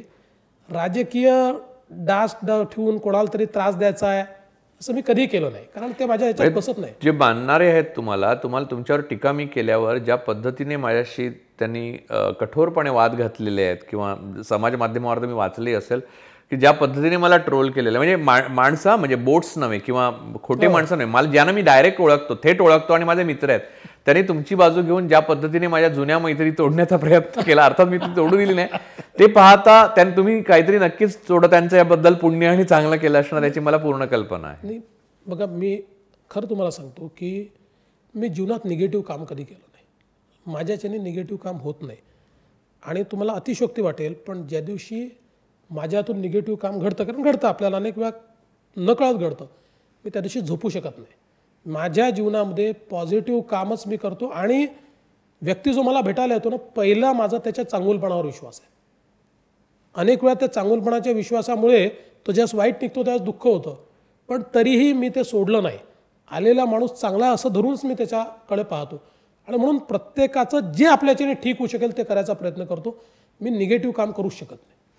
मी तुम्हाला अखेरचा प्रश्न विचारतो, तुम्ही त्याच्यातलं थोडं उत्तर आधी दिलं. मला आश्चर्य वाटलं की माझ्या मनातला प्रश्न तुम्हाला आधी कसं कळला.